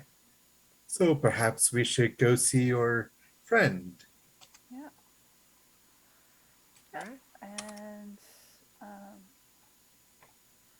yep. And So I think while you're doing that, I'm gonna have a look around elsewhere and see about selling one of these swords. Okay. Well, it Uh, just so happens that Bronwyn is almost certainly going to be found at the trading post. There's a Riverfolk Company trading post in town. Oh, okay. Well, And then, I then believe that let's- she's got like a stall set up there. I mean, I also have the jeweled hat and rings I can sell too. yeah, we need So- to fence those. Yep. So I think this is the place to fence. Yep, Yep. let's go there. Yeah, white picking and everything. Yeah. Okay. So I think what we probably want to do as you make your way over to the trading post, which has kind of like like a big lodge where there's a roofed area and there's a bunch of stuff inside there. But in and around that, there's a lot of sort of organized stalls with their own little roofs that can kind of be locked and closed up at night. But it's a pretty bustling area, and there's lots of people selling different kinds of food, various different trade goods and tools, and even some that are like clothing here and there, and jewelry and so on. It's a pretty it's a little bit of a flea market type setup because there's a fair amount of barter that happens, but they also accept coin. And there's a lot going on. It's pretty busy this time of day. And I think from here you can also see down to the docks, and of course across the river you can see the high sort of the High horn, horn. so to speak, that this cliff that kind of extends sharply out from the coast across, and kind of pointing directly at the town. And then there's busy docks with lots of boats down there too. Do we recognize any of the flags on the? Well, again, you can look down and you can see the docks, but you're not at the docks. Okay. So, Peppa is looking for Bronwyn's stall. Yep. Who else is going with her? What else other people doing? Well, I'm going along with you. Yes. I'm looking for some place that looks like I might be a good Mm-hmm. place to sell one of my swords. Okay, but so you have all arrived at the trading post, and the question is, who's going with Peppa to Bronwyn's stall specifically? And then I am who is going with looking elsewhere? Peppa. Okay. What's Clem doing? Same here. Same here. I was gonna stick with. Okay. So we'll have Clem, Nigel, and Peppa heading off to Bronwyn's stall. Arbin and Lancelot, are you looking for?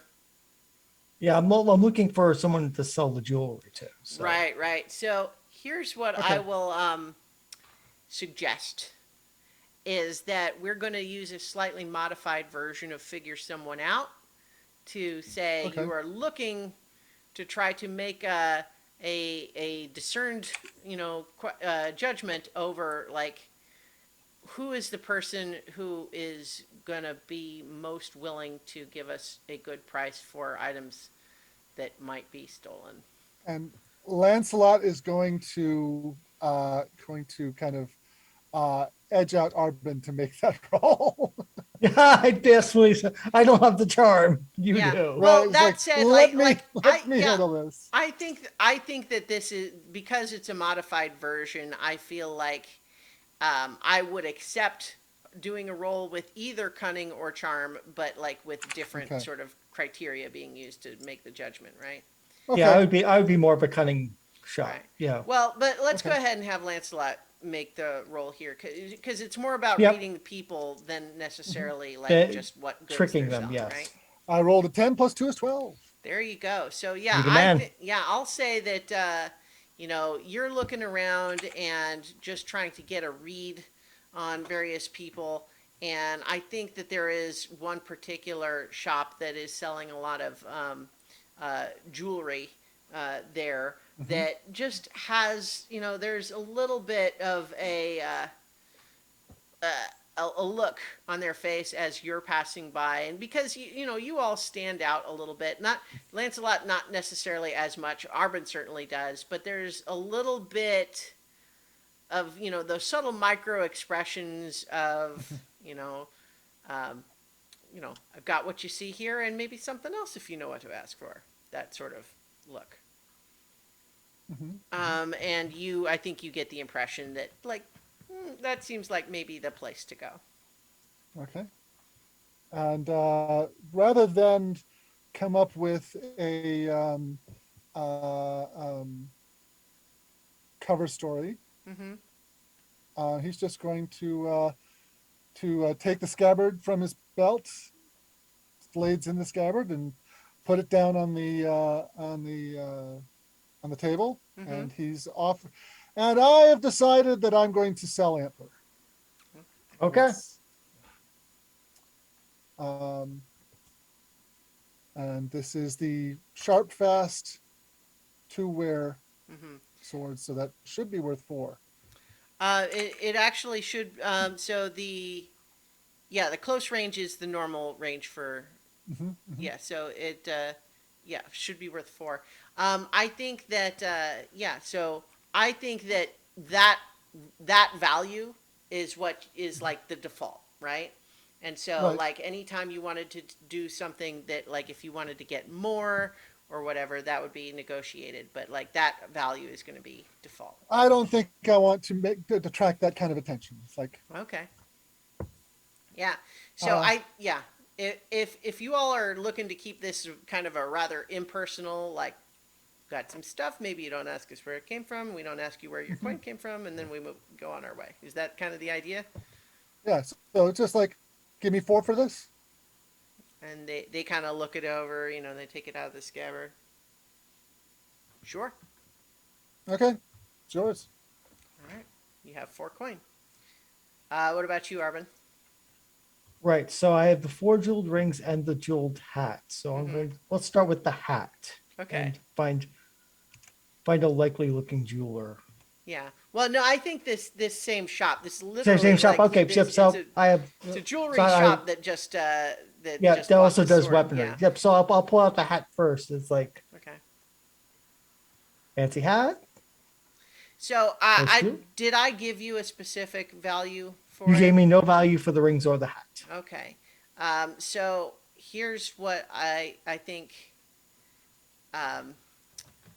They'll look it over and they get out like one of those little jeweler's eye thing and they're looking at it and there's a moment where they're kind of like looking up at you and the expression they give you is kind of like I'm interested in knowing more about this, but I'm not going to actually ask a question. I'm not gonna like. I respect you want to know more, but maybe we shouldn't go into details for both our sakes. Ask me no You know, questions. I'll maybe tell you if no I know lies. more about exactly what it is, I can. It's easier for me to sell. Maybe it's easier for me to know who not to sell it to. Hmm. That's a good point. Okay. Okay. I'll say one word. Duchy. Well, okay, yeah, I can tell that much. Um. um. Duchy officer. Yeah. Iron Vein. Iron Vein. Okay. Yeah. Thank you. Okay. Lancelot saves me from myself. When you say Iron Vein, there's a little bit of a like eyebrows go up a little bit. It's like, all right, all right. Is this it? You got more? I'll also pull up the ranks. She'll look through all of that. Let me. Yeah, there's no Just a point in moment. keeping it. Well, I'm also just Yeah. trying to remember. Trying to find my little reference for what it suggests in terms of how much something like that might be worth. Let's see. I think she looks at all of it and just says, "I can give you let's call it 5 for the lot." I'll give a glance to Lancelot because he's better able to read Yeah. this, to read Is- this person. That Should I would make be a like a roll? figure someone out roll. Yeah. Yeah. Okay. I rolled a 10 plus 2 is 12. Okay. Is she, Yeah. So you've is she got trying to pull one over on us, or is that a fair offer? I think you get an impression that she's going to certainly sell it for a lot more than that. She thinks that this is a price that is, it's enough close to fair that it's not gonna, she's not trying to like, she doesn't want Gouge to you. offend you and make you leave. But she's Right, trying to get a good right. deal. I think you could get a 6. How about 6? This you're going to get a lot more than 6 out of this for sure. Yeah, all right. 6. There you go. Done. All right. Hey, Yeah. Well, so you know, far this. So basically, it's drinks are totally on fair, Arvin tonight. the fact that you're finally able to get to a place where something like this could happen. Theoretically, could have happened in Wind Gap Refuge, except you kind of things developed in a different direction there. Yeah. But in the meantime, while that's happening, Nigel, Clem, and Peppa, you seek out this little shop that I think that she's got is just sort of weird little oddities and knickknacks gotten from all over the place. Right? It's as much a curio shop that she's doing as part of her retirement than anything, right? Like, is it that much of a living? Yeah, she sells some stuff, but mostly it's just a place to hang out and people watch, right? That sort of deal. Yeah. Yeah. So I think as you make your way in that direction, there is you're looking around like trying to find her, and then all of a sudden you see her head at the end of her very long gooseneck sticking out like above the heads of most everyone else in the crowd. It's just, Peppa? Is that you, Peppa? Get your little magpie butt over here, Peppa. All right. And Peppa. Nigel immediately takes out his book and starts writing. Yeah. And And Peppa will definitely get her little magpie butt over there and give her a big hug. Yeah, she gives you a big hug too. She is way bigger than you. And certainly everyone is, people-sized here, but you are magpie-sized. She's goose-sized is the point. Yeah. She's very tall. She's very big in proportions and in all of the Yes. different ways that might Yeah. apply. Yeah. Yes. But yes, She she gives basically you a big hug. disappears me inside her wings. I kind of think it's like, you know, you see, seeing the picture of Jason Momoa with two security people flanking him. It's like looks like a boss with two mini bosses next to him. That kind of Yeah, proportion. but I'm also thinking like round too. Yeah. You know, like Yeah. she is big in all of the ways. But yeah, so she spots you and gives you a big hug and then looks over and it's like, look at these two fine gentlemen you're associating with these days. Hello. Yes, one is a man of science, and the other is a man of books. She looks at you and is like, let me see if I can guess.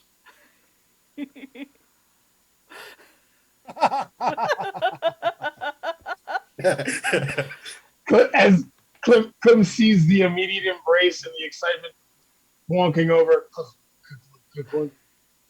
Pleasure to meet you. I am because I am someone who has the manners that I was raised with. I will go ahead and introduce myself rather than wait for the person who knows us mutually to do so. I am Bronwyn.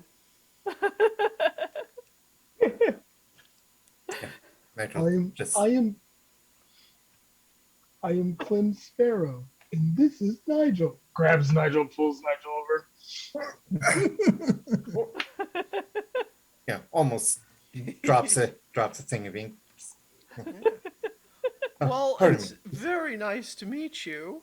So I know Peppa from our days clearing hopping with each other and would cross paths every so often. Seems like we have again, but like, come on over. Let's see. I can pull up a couple chests for you to take a seat on if you want to hang out for a little bit. But what's going on? What brings you to Pinehorn?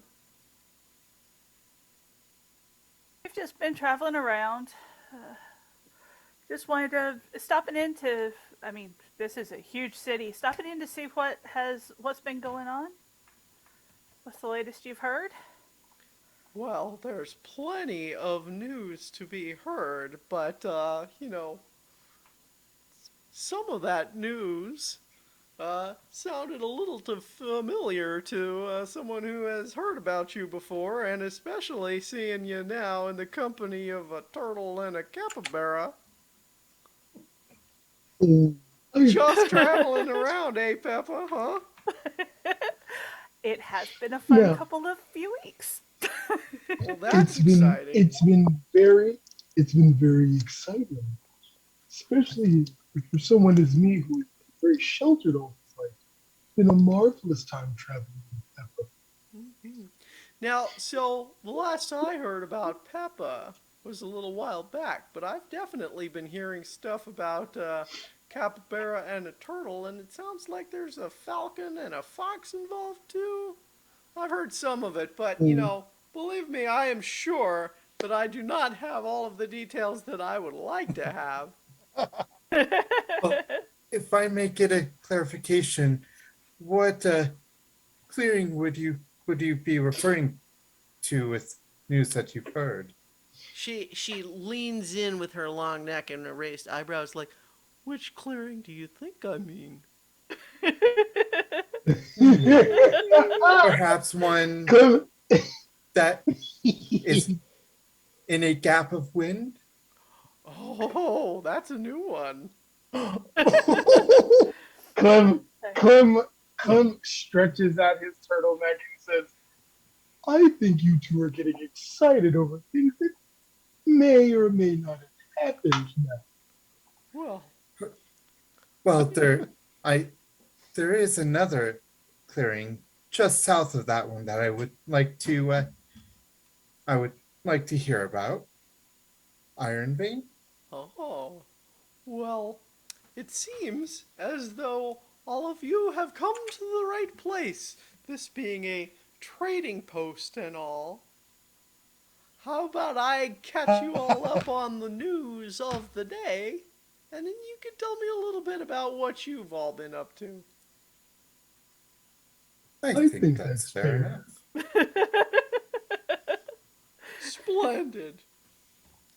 So, I think, do you, there's a moment where she is, looking at all of you, and then she kind of looks around and says, that said, uh, if you feel like it might be a little bit more comfortable, we can, go somewhere a little quieter. But, if you don't mind, we can just hang out here, whatever you like. I just don't want you to feel like you have to leave out details that you'd otherwise tell me. Hmm. I mean, anything you tell her is going to get spread around town because that's what Oh she yeah. does. So, Oh yeah. Yeah. Yeah. Well, Although I, no, you go ahead. all I was gonna say was that we are waiting on a couple of friends. So, if you want the best story, you really need to talk to my fox friend because he is the best storyteller. So, Oh, I definitely think you'll like him. Agreed. well, can't He's wait to the meet this he's fellow then. he's the tall, dark, and handsome type Oh with a my. charming smile. Not too bad in a fight either. My goodness. that's right. Talk me up. Yep. So, Hey, we're your forward crowd for your Yeah. You're my street crowd. You're my street yeah. team. all right, well, do you You guys want to don't. just hang out here and people watch with me while we wait for them to arrive? Nigel would like to look at what she has in stock. Okay. Yeah. Just see if there's anything particularly curious. I think that it's like I want to say that it looks like the sort of shop where if you went to a whole bunch of various tourist attractions all over the country and picked out your favorite little bits of souvenirs from those gift shops and then took all of the various things together and put them in one shop. So like it's a gift Right. shop that sells gift shop items from other gift shops. Ah, Right. In an So, eclectic so sort of mix. yeah. So like certain pages in uh, all of a sudden I can't remember. Never mind. So I Yeah. think it has a bunch of just little handcraft sorts of things, like little wooden carvings or even some rock carvings and little signs and little there's some maybe some like fancy like ornamental dishware sort of things, but a lot of it seems to be done in all different styles. well, thing I was thinking about was somebody came across an odd piece of stone that was pressed into the ground. Oh yeah, well yeah, Like, I don't and no okay. such luck. okay, Yeah. it, Um, Clem looks at her and says, "Now, I see you have so many fine wares, but it seems you find far more interest in things that are word of mouth and story of great import. You wouldn't have happened to heard any specifics about someone looking for a certain turtle with a particular shell?" Go ahead and do a reputation roll for me with your denizen's reputation, Clem. Because this is your thing specifically. So Yeah, so the this would plus be one. yeah. That's a 7, actually. Okay. So on a 7, hang on. So let's see. The meet someone important on a 7 to 9. You're choosing that either they know something, they've heard something about you in your favor, or you can uh, let's see, or you might have heard about something about them. Actually, in this context, I think specifically we'll just say that, About me. yeah, she says, well, it kind of blends into a lot of the overall discussion, but it has crossed my ears that people have been looking for someone who meets your description, hoping that you could be persuaded to return to Clutcher's Creek. Now I don't know why, but someone's looking for you anyway. They wouldn't happen to be here currently, would they? Well, I don't see them in our physical vicinity, if that's what you mean. Oh, I'm glad they're not, but I was thinking more that they have taken residence at the docks, maybe on a very elegant, powerful looking ship of the Riverboat Company. Oh, well, no, I don't think so. Not that I haven't heard anything about that anyway. I mean, the Riverfolk Company does tidy business out of Pinehorn, after all. Although, between you and me, I think that they're having to, they're struggling a little bit under all of the taxes they have to pay here. Really? Yeah. Hmm. And Hey, between us, when I say taxes, I do of course mean bribes. oh, And I, remember, I, I definitely understand greasing of gears. Well, so my understanding is though that they're having some internal tensions because a lot of their skippers would just as soon not pay those bribes, and so they're turning to unofficial uh, deliveries and pickups in untraditional locations. But of course, the people who would otherwise get those bribes don't appreciate it. And the Riverfolk Company has their counter Naka is their representative around here. They're trying to keep things up in the straight and narrow, but they can't control all the skippers. Do I recognize that name? Um, well, let's see. I think I think that, well, let's go ahead and roll your reputation with the Riverfolk Company.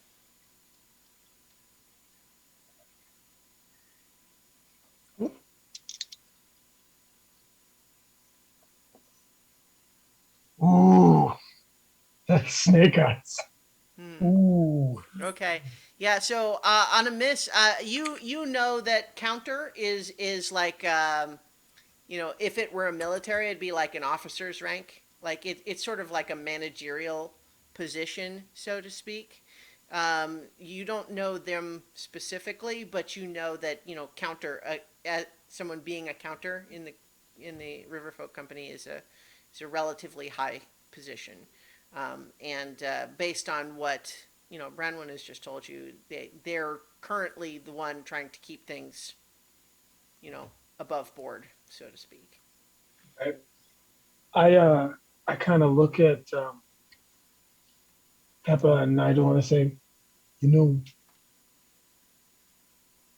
I think we might be in the company of something that could help him in his dire straits if he so happened to got a hold of the thing. Well, Counter Ernaka I, is a she, but I'm sure that if you have something that could help ease the tensions a little bit, she sure would appreciate oh, it. Um, honestly, it might do more than ease the tensions.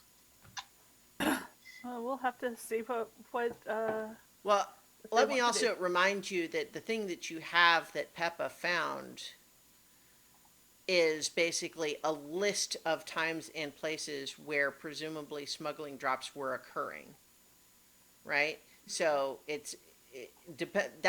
that information could be used in a variety of ways to different people, right? I think incidentally about now is when Lancelot and Arban, having completed their transactions, might join the rest of you. Yeah. And I will gladly inform. Matter of fact, Clem, when they walk in, Clem walks up to Lancelot and goes, Lancelot, I was just talking about you. Grabs him by the arm, pulls him over to the goose. This was the gentleman I was talking about. Dashing, daring, good with a sword, but also keen with a smile and information. You two could definitely get along.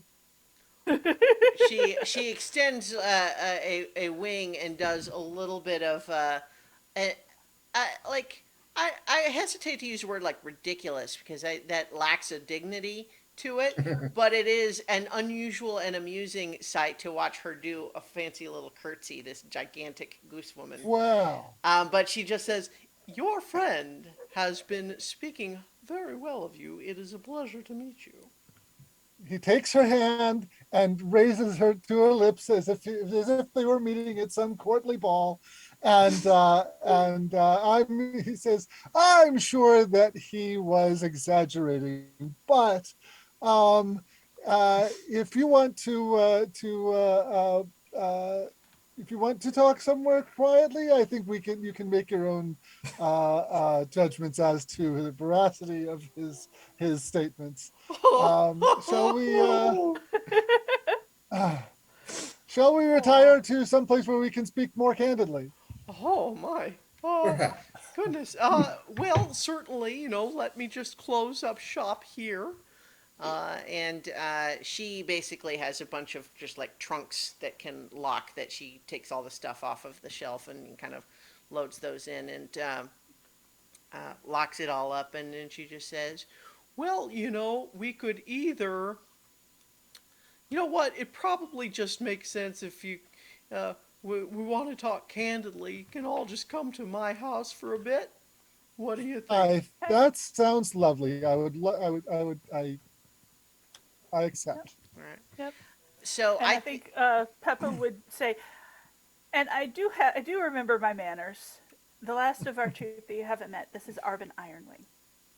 I'll give a empire courtly bow to our very Oh straight, my direct, and military. goodness. You know what? We don't get all that many dynasties, folks, that down this way anymore. But certainly, if you, as long as you're not here to expand the empire, you're welcome. No, ma'am. All right. So she basically leads you to a modest little cottage. It's a little away from the trading post and brings you inside and actually I think you know what, never mind. She just brings you there and has a little keg of ale that she offers, one for each of you. Not a keg for each, but obviously to pour a mug Yeah. for each of you. She says, sorry they don't all match, but then again, I don't usually need to have 5 visitors all at once. So she is happy to just kind of rattle off like various news, but if you have questions about what's going on, she's just kind of like, Well, I want to know what happened with the statue in Iron Vein. Well, yes. Yeah. I want to know if any like weird supernatural shit happened in Iron Vein. well, That's the so- thing that's on top of my mind. So how do you broach the subject? It's like, She indicates that she understands that you had some recent dealings in Iron Vein. That's been a very interesting place lately. well, we did have something of a run-in with the duchy there, and performed a few little bits of mischief. But as is commonly the case with such things, we had to leave at something of a precipitous rate. And I don't know how it all worked out. I don't know what the result of all that was, because Well- we had to duck out kind of as the as everything was still up in the air. Well, let me say first that my information here comes from uh, a riverfolk skipper who was at the docks when this happened, supposedly. But apparently, a great big tree grew up all of a sudden right in the middle of the longhouse. That And is, it collapsed the whole tunnel they had there. wow. Well, Mhm. let me tell you that that is fully in line with what we saw when we were there. It doesn't surprise me in the least, and I think that that's probably a true story. As Really? wild as it sounds, Now, you um, have any idea why that would have happened? uh, I look to my friends about whether I should tell this story. Pepe Uh, is nodding vociferously. okay, so well, while we were, you know, giving the duchy everything that they deserve for their activities in Iron Vein, we had we had reason to camp out outside of town for a while. You know, as these things go, I'm sure as a traveler, you know that that happens from time to time. Oh, sure. And we came across a stag. And we had stumbled into his territory, and he demanded a price for having trespassed on his land. And I left behind a really nice cloak, but Arbin here decided that he was going to owe him a favor, which turns out it was the right thing to do, but I thought it was a bit sketchy at the time. And the favor was to put a little wicker statue in a prominent place in the town and have it stay there for a day. And it looks like the stag worked its magic through that to create that tree. I'm not happy that the longhouse was destroyed. That's definitely a price that the people there are going to be making up for. But hey, collapsing that tunnel is going to make it a lot easier to rebuild the longhouse. Well, here it's so. First of all, let me just say that is an incredible story, and I would call you a liar, except that I don't have a better answer as to how a tree would grow suddenly in the middle of town overnight. So, I guess what I'll say is that until I hear a better explanation, I'll believe you. I think I think after she says that, Nigel will flip to the page where he did the drawing of the stag and of the effigy and show her. It's like this is the sketch I managed to do. Oh no, Of the no, I don't want to look at it. I heard that if once you see them, they can see you. Uh, I've never heard that. And right.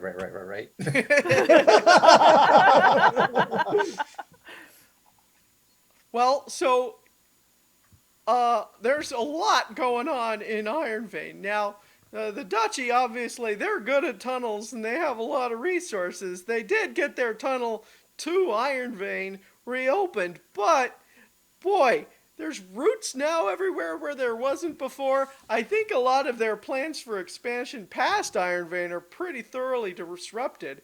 And the collapsing tunnel killed most of the leadership that they had there. And as they come in bringing new people, it turns out that those old people had messed up all the contracts in town. So yeah, they're having a rough time of it down there right now.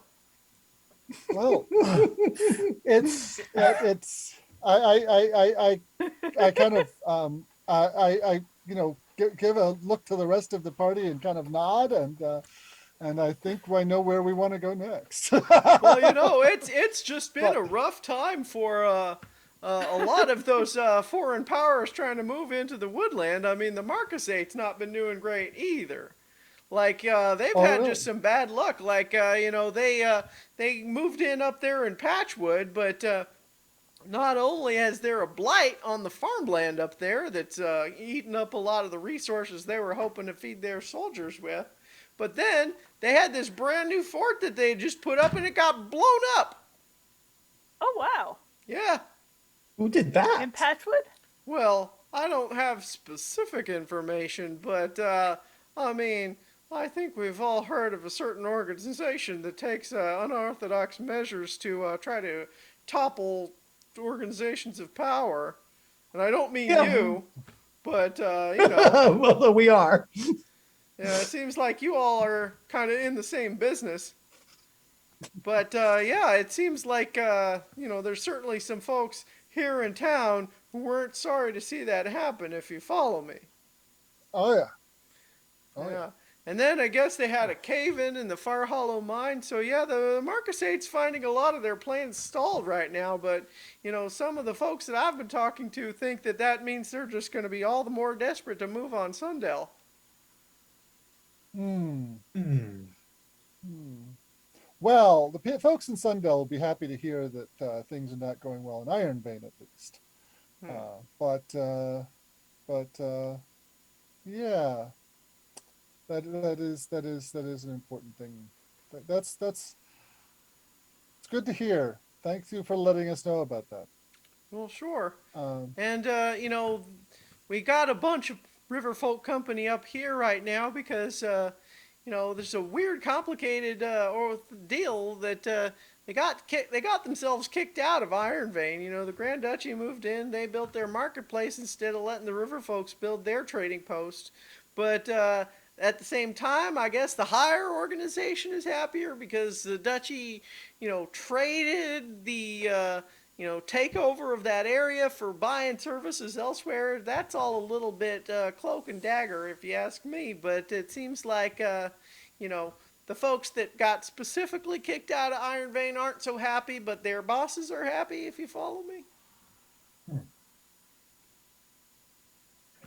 yeah, I, that's how it is when you got bosses. Yeah. Well, I that's can't why I So- quite like working remember. for Did we have myself. anything to do with that part? I don't think Um, so. eh, yes and no. Like Okay. it's all kind of So, Okay. in the mix. so when it comes to who got kicked out of Iron Vein,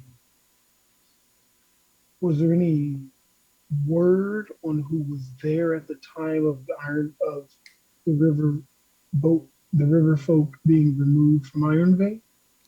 Any Uh, people in particular, uh, well-to-do people? well, no, I don't think I know much more about it than that. I just know that's why we got a lot of extra skippers in town right now. Is they all moved? Some of them moved up here from where they were based down in Iron Vein before. Huh. I think one thing to remember is that the connection with with Clem's story for them. We had an encounter with them, and basically that was the first fire. Hmm. Oh yes. They didn't. Um, they may not have specifically mentioned names, but did they happen to mention incidents where they lost any of their ranking officials in their departure from Iron Vein? I mean, I guess I'm not sure I know specific details. You seem like you're asking about someone specific. I think they did have some folks go missing, but then again, there was a lot going on over a couple of days there in Iron Vein. I mean, for all we know, I think they thought some of them might have gotten taken underground by the Duchy. I hope it stays that way. I mean, it would be horrible if it wasn't because of the tree and the thing and the duchy and this. Yeah, I'm not a fan of the riverboat. If you couldn't tell. Well, if you don't mind me asking, who are you a fan of?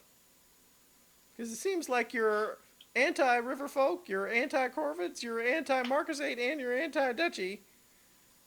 It seems like you're making a lot of work for yourself right there.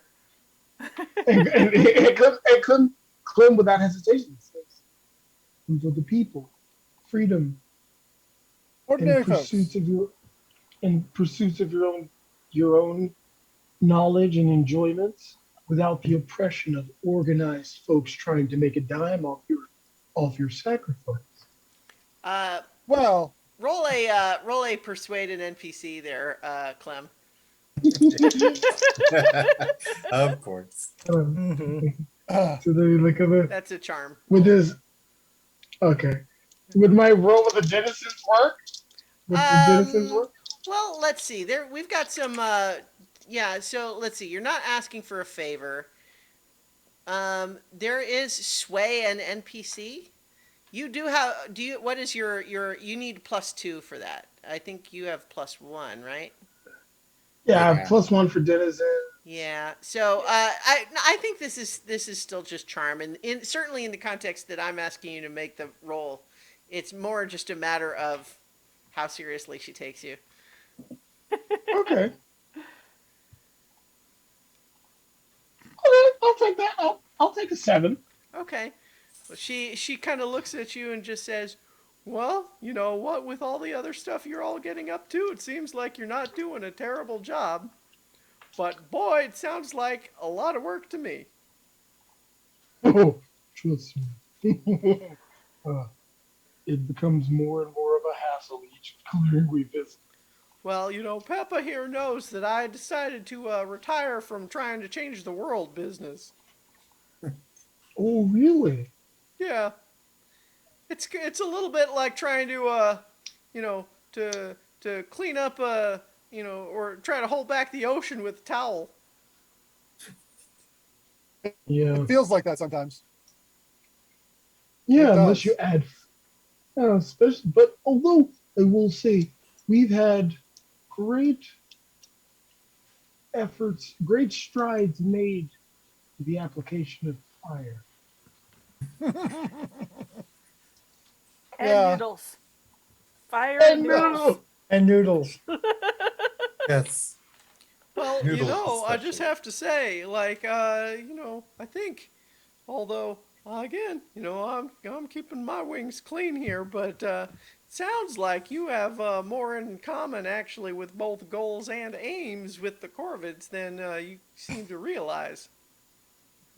Well, let's be honest. The last time we ran into the Corvid conspiracy, uh, they didn't like us, and by proxy, because they didn't like us, we didn't like them.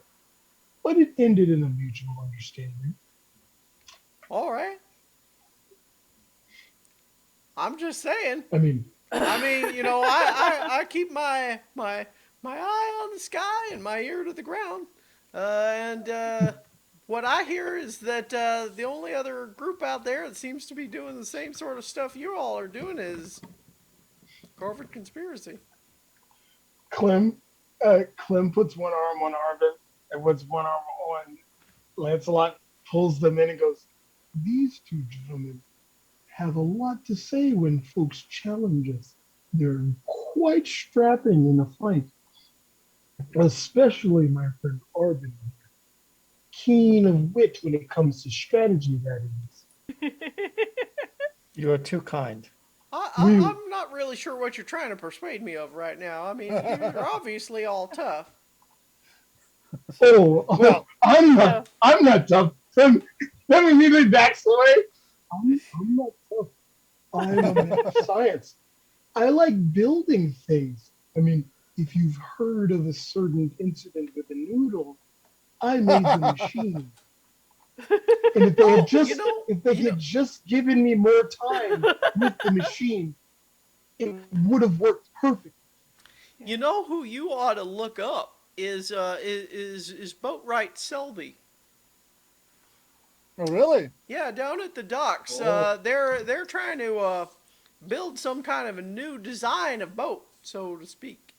And word is that they've been on the lookout trying to buy one of those fancy automated engines from the Marquisate, but having trouble with that. But they got a lot of interesting ideas. It seems like if you're mechanically inclined, you might have some things to talk about. Ooh, ooh, ooh, ooh, ooh, ooh, ooh. Ooh, Oh. Yes. you know Ooh. our friend in Jinx. Sundale. Jinx. Jinx might. Indeed. Yeah. Yes. Do believe that would be a great place for them for her knowledge to be applied. Well, You are an exceptional information broker, by the way. Oh well, I appreciate that. I wouldn't call myself a broker though, so much as I like to hear stories and I like to tell stories. Well, you are an eloquent storyteller. She she if, uh, she just kind of looks almost more bashful at that than you would have expected. Well, shucks. uh, uh, I don't know about you, but I am getting hungry, and I don't want to deplete your larder any as much as my hunger would provide. So I will ask you for one more story. Where's a good place to get a meal around here? Oh well, uh, if you're staying at the inn, you can't go too wrong with Marielda's bakery. She's got all sorts of fancy pastries and meat pies and so on. If that sounds good. And we'll try that. Thank you so much for your time, and good luck with everything. And it's been a pleasure meeting you. Well, likewise, I always appreciate a chance to tell my favorite stories, and learning some new ones is just a bonus. And Peppa, if you don't mind hanging back just a little bit, not to offend any of the rest of you, but Peppa and I go way back. I have a little Oh bit no, of no, no, private oh no, information. We not should go offended at all. outside. Yep. Yeah. So she holds you back, Peppa, and then is just looking at you and just saying, "Now, I'm just saying, it seems like you've hooked up with some folks who are going to encourage some of your more impulsive tendencies. And I'm not saying you shouldn't do that. Lord knows I was someone who did that in the past. But I just wonder if you're being careful." I am as impulsive and brash and show offy as I am legit the most careful person in this entire group. You hear in your head, and murderous. At this point, you have two arsons to your name. Well, the rest of you One- don't hear this. This was Yeah. the private. Yep. Yeah. Oh no, no, it was just Yeah. this is like a Clem voice in the Sure. back of her mind. Yeah, this is the Klim devil on her shoulder. Yeah. As opposed to the Nigel Angel. Yeah, because All right. Clem is Oh, that's a is- piece of art I Clem want to is- see. That's something I would love to see. because Clem was the person who liked to egg them on. So you just hear, I mean, that one person definitely deserved the arrow, but I'm just saying. Yeah, no, but no, I am being very careful. We are being as careful as we can. And we're trying to help people, the people that we meet in the smaller clearings. You know, obviously someplace big like this, you know, we wouldn't, you know, this is pretty much a stopover for us. But with the smaller clearings, you know, some of them, hey, they don't want the Marquisate in there. They don't want the Grand Duchy in there, and they need some help, some plausibly deniable help. Well, And so you know, that's kind of what we're doing. So it's not so much that it's. So yes, the methods are kind of like the Corvid conspiracy, but it's just us trying to help people keep their clearings the way they want them to be. Well, I have to just say, like, it's the sort of thing where the people who don't keep their head down sometimes get it cut off. But I suppose it's true that if nobody does anything, if everybody keeps their head down, Mm-hmm. things just get worse. Somebody's And we got to all do it. have our butts in the air. She I'm she thinking of an ostrich. she just says, "Well, just so long as I don't have to end up giving bad news to your mama someday." No, no. It's I have a feeling we'll probably go through Oakenhold fairly soon. Maybe we'll ship around back through Sundell and go south. Well, if you're gonna talk to them soon, then I'm gonna go ahead and stop nagging you because I'm sure you'll get it plenty back home. From my mama and my daddy and my aunties and my uncles and my grandpa and everybody. Well, all right then, scoot along and continue making the woodland, well, at least, very least, a more interesting More place. interesting place. We can do that. Yeah. Yeah. So I'll give her another great big hug. So And- on the after we're all together again outside, I'd be like, all right, so we need to go back to Sundell because we've got a reward due us. We said we were going to stop the Duchy's advance, and we've done that. We yeah, get paid for our work. We should not work for free. So I was Unless we gonna want to. say- I was going to say we should head up to Rooston because I wanted. You did want to go to find- Rooston for a Well, musical you instrument. know, maybe we can find one here that's like made in Rooston because trade and everything. and then then head float to down the Sundell. river. Yeah, take a trip down the river and maybe get them to leave us off on that side of the river and head to Sundell. Maybe we can get the Riverfolk Company to take us across to Patchwood, and then we can head south. Well, I mean, to be sure, I mean, so Patchwood doesn't have docks because it's up on a big cliff. Thus, the horn, so to speak, right? So, like, that's elevated and it's like cliffside, so it doesn't have docks right there at Patchwood. And so, probably, once again, we can just show you the map. Probably they could, I mean, they could certainly let you off on the coast somewhere. But if you wanted to travel just like only on paths, they would probably drop you off on the east side of the bridge between Iron Vein and Sundell would be the simplest. Yeah. Yeah. That would be where I'd want to go.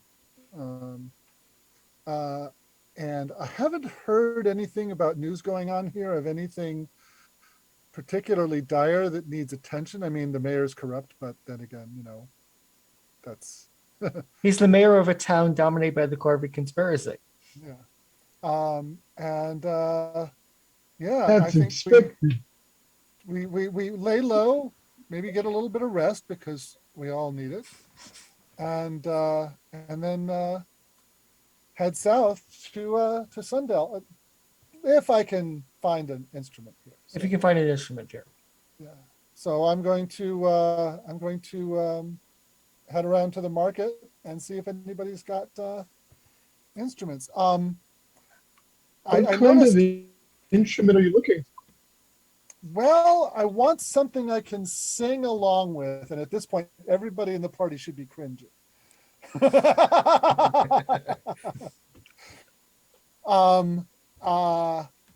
So probably a stringed instrument of some kind that I can learn to play.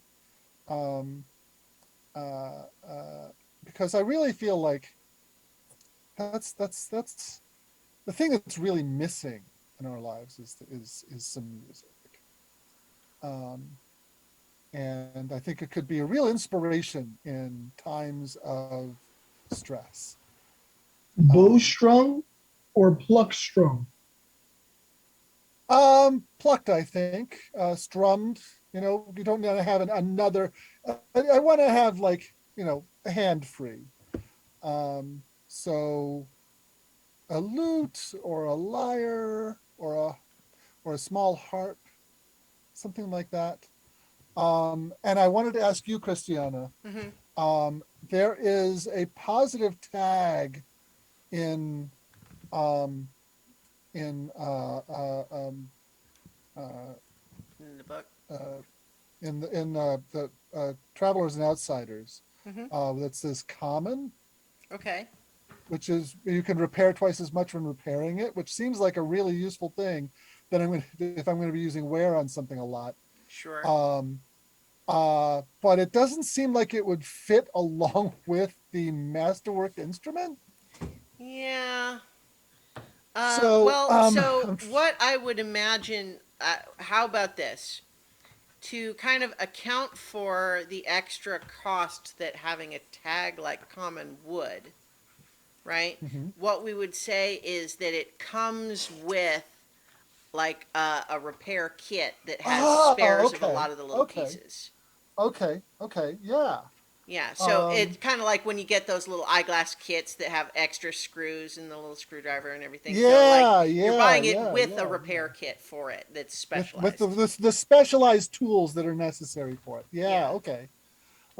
So the taking the masterwork instrument from Travelers and Outsiders, which would be 6, and adding the common tag to it would be 7. I have enough coin for that. Okay. But again, I might not. You know, we might. Whether we can find it here is, I guess, up to you. So I think that what makes sense to me is that we had previously established, you know, you'd be able to get it in Rooston. That is a place that's big enough that there would be like specialty stores that just sell that stuff. Right. Here, right. it would be more of a by chance thing, right? Yeah. I think you also Well- know that the Marcasate has a reputation for fine craftsmanship of various things, right? But so, like, something coming from that direction, like, so for example, their stronghold is in Milltown currently, and that's not like, that's not part of the Marcasate proper, that's their foothold in this region. But nonetheless, Right, you would right. expect that that would be a place that would be easy to get lots of fine Marcasate crafted goods. But I think if you want to look here, that's more of a luck thing, right? Okay. And so I think we can do a trust fate roll, and in the context of this would be something like maybe 10 plus is just the right thing, 7 to 9 is maybe almost the right thing. Okay. Sure. Let me have a roll. Well- I rolled the third 10 in a row. Okay. Your dice are Nice. hot. Yeah. Well, I mentioned it, so now it's definitely going to fail me. So yeah, I am going to empty my coin purse. Okay. And Well, hold on. Before you go out and spend all your coin, I was going to say if you're looking for an instrument, I may be able to make you one. It just depends on the wood available. If you're looking for a plucked instrument, I need softwood because it needs Well- to be able to. okay. It needs to be able Clem, to reverberate. you make some wonderful things. You make some marvelous things. They tend to fall apart after someone's used them. Well, that's I if want I something- don't have. If you're giving me time, as I said in the noodle incident from the beginning, Let's put it this way, if Clem. you give me time, I can make you something of quality. Because that's what I do. I'm a tinker, of course. Yeah, in this particular case, I believe that the specialist is a better choice than a generalist when it comes to this kind of thing. Um, and the instrument actually I've decided on, since we got something that was perfect, is a mandolin. Okay. It's not as big as a lute. It's something fairly small and easy to carry around. And Okay. I'm gonna offer as an option okay, to have something cost the same value, but trade an additional positive tag of inspiring, which lets you mark wear on it in order instead of marking exhaustion, if you can That's- justify how you're well, using that's- that as a help. yeah, that's in fact exactly what I was after with that. Oh, okay, was the so- inspiring. Okay. So the tags that I wanted on it were inspiring, Okay. uh, um, uh, um, uh, okay. If you look at in the new pre-made equipment, right down at the bottom of that section in Travelers and Outsiders, Oh, okay. There's one from there. Is that what you were? there's a masterwork instrument, which has got inspiring and signature. Okay. Yeah. No, that's fine. That works. Okay. Yeah. And And you wanted one that was common, that we will Also- essentially say that what you're doing there is spending one additional value for the repair kit. Okay, yeah, no, that works. Okay, good. Okay. I'd forgotten you were looking at one of the pre-made things. Okay, so yeah, I think you are lucky enough to, to find just the right thing, and it looks like it was there waiting for you. excellent.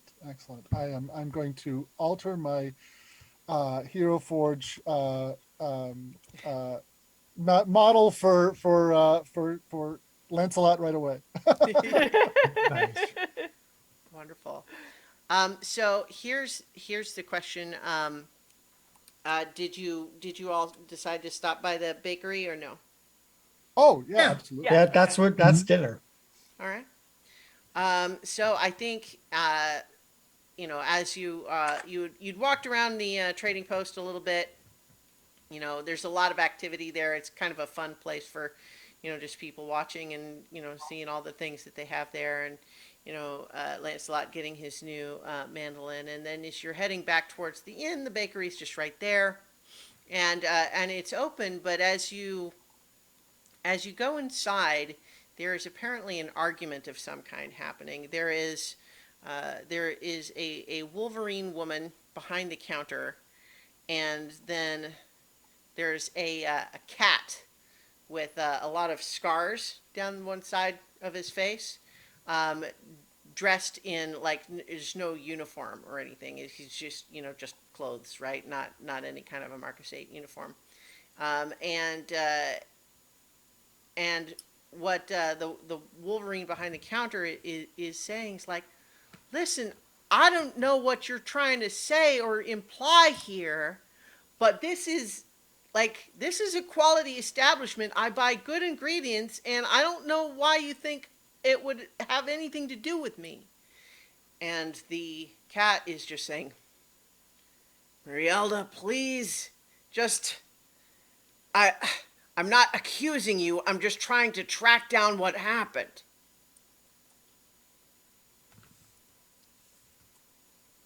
Do you just keep watching? I think Nigel will step forward and say, "Did something go wrong?" Marielda is saying, Doc Murdy here thinks I'm poisoning people. And the cat just says, I am not saying any such thing. I'm not trying to lay blame. I'm just trying to solve a mystery. I'm sorry that you're so offended at the prospect that something could have happened here, but I'm trying to save lives. It would be interesting to hear more details to maybe see if we can assist with finding out the truth. What happened? And so Marielda is like, "You see what you're doing, Murdy? You're scaring away my customers. Like, nothing. I guess there's some people who got sick." And the cat Murdy is saying, "I'm the town doctor, and I got 3 people in my infirmary right now with very similar symptoms that suggest to me some kind of ingested toxin. And right now, the only common factor I have found between the 3 of them is that they got food here. I'm just trying to figure out what happened. I'm not trying to blame anybody, but I need to find out what they ate." And Marielda says, "I have been making bread and pastries and cakes and meat pies here with the same ingredients and the same recipes my mother used and her mother before her. We're not doing anything different. We're not doing anything wrong. It's not from here." Let's see. Um, there's something I was thinking about. Search. Mhm. All right. I was saying there's something for my moves. Okay. Never mind. Doesn't work. Okay. Perhaps you had a change of suppliers for meat or eggs or what have you. Well, I mean, I bought at the trading post, but it's just like, just the same as I always have.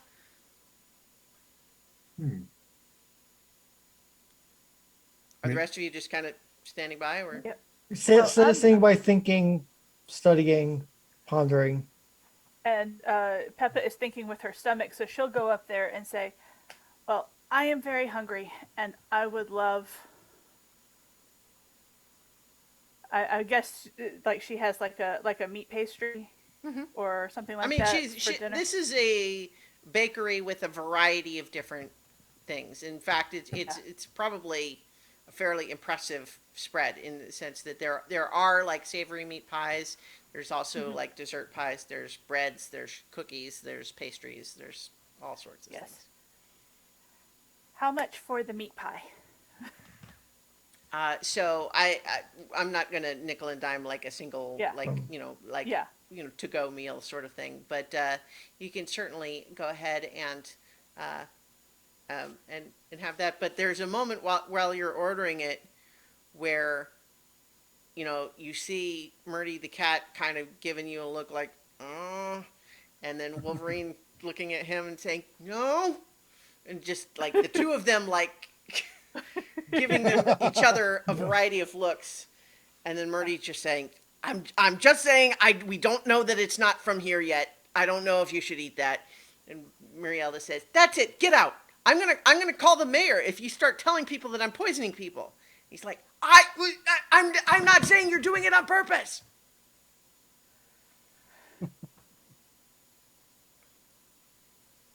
Well, my Well, my point was that I can get a pie and we can crack it open and see if anything looks weird or smells bad or something. and also And my suggestion was that it might, if it did come from here, it might have been a case of sabotage. And while they're saying that, Clem looks at the gentleman and says, "Why don't you come outside and tell me what you have found?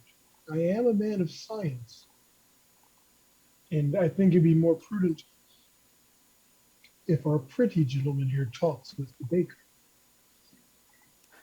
I'm looking at Lancelot.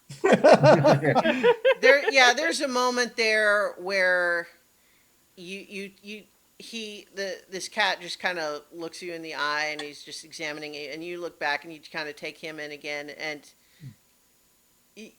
this is a cat that looks like he just has a headache all the time. And some dark circles Like a under his palace cat. eyes. Ah, All right. I look, I have sometimes been told that bedside manner is not my forte. And I don't Trust me, usually I- like confronting people, but I also need to know what made these people sick. I totally understand. You know, it's hard to explain to my compatriots, you know, when things go awry, it's not necessarily my fault, but sometimes science doesn't work out the way we want it to.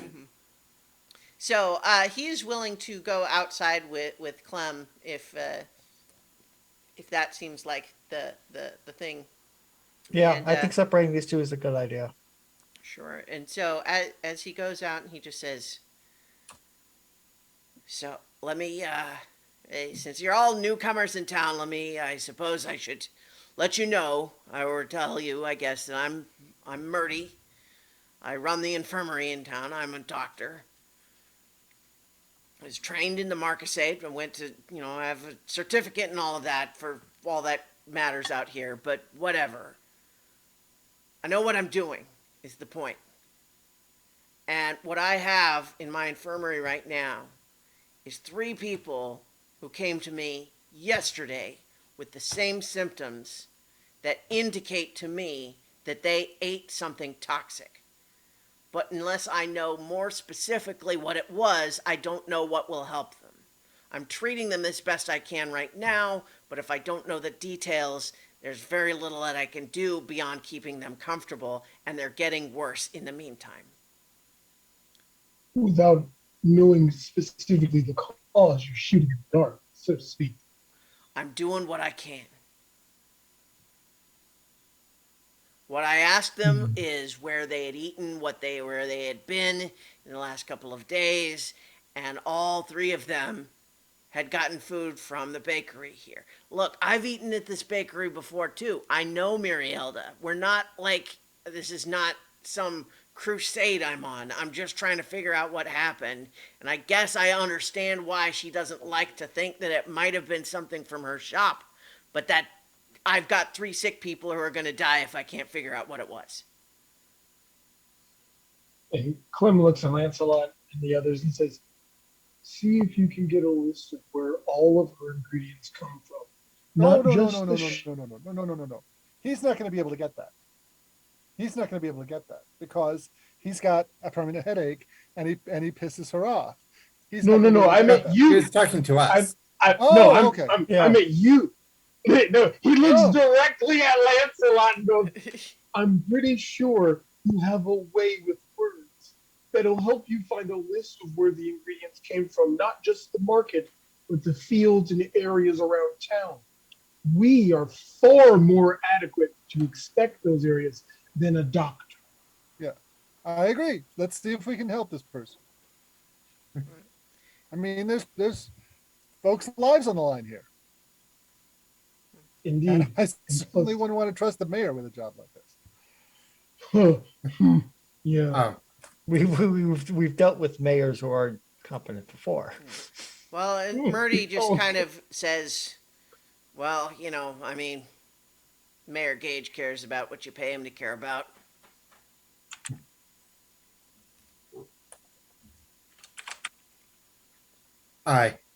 the move I was looking at was the Yeah. worth of a book. Mm-hmm.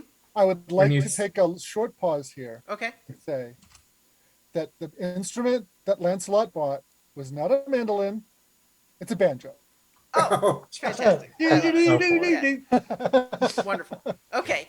Yeah. Yes, so so the, it's the worth perfect. of a book, I think, yeah. So certainly, if you're listening to this, the description of what's happening, that is something that it would take you a little bit of time to do because it's Yeah. it's you would have to consult. But if, for example, you wanted to offer to go back with Murdy and like study what his notes are and to compare it to like some of your books, I think that is Yes, definitely. that is something that could apply. So the worth of a book move is basically when you study your tomes and scrolls to discover old techniques or methods to solve an intractable problem, curing a deadly disease, for example.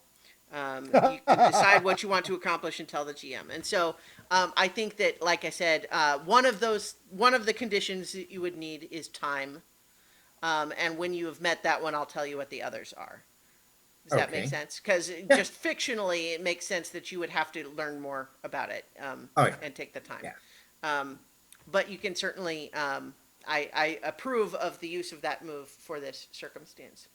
Yes. Um, Okay. In the meantime, who goes back in to talk to Mirielda? I think it's Lancelot's. Yeah. Oh yeah. I'll yes, support definitely. Lancelot. Alright. Yeah, Yeah, I think that's quietly. Yeah, but I'll let Lancelot do the talking. Yeah, Peppa is still looking hopefully at dinner. Yeah. Well, so I mean, I think that she handed you the pie, and it was just a question Oh, of yeah. like, are you going to eat it? Yeah, I'm gonna eat it. Okay. So while that's happening, Mhm. I'll say, it's like, boy, he sounded pretty desperate.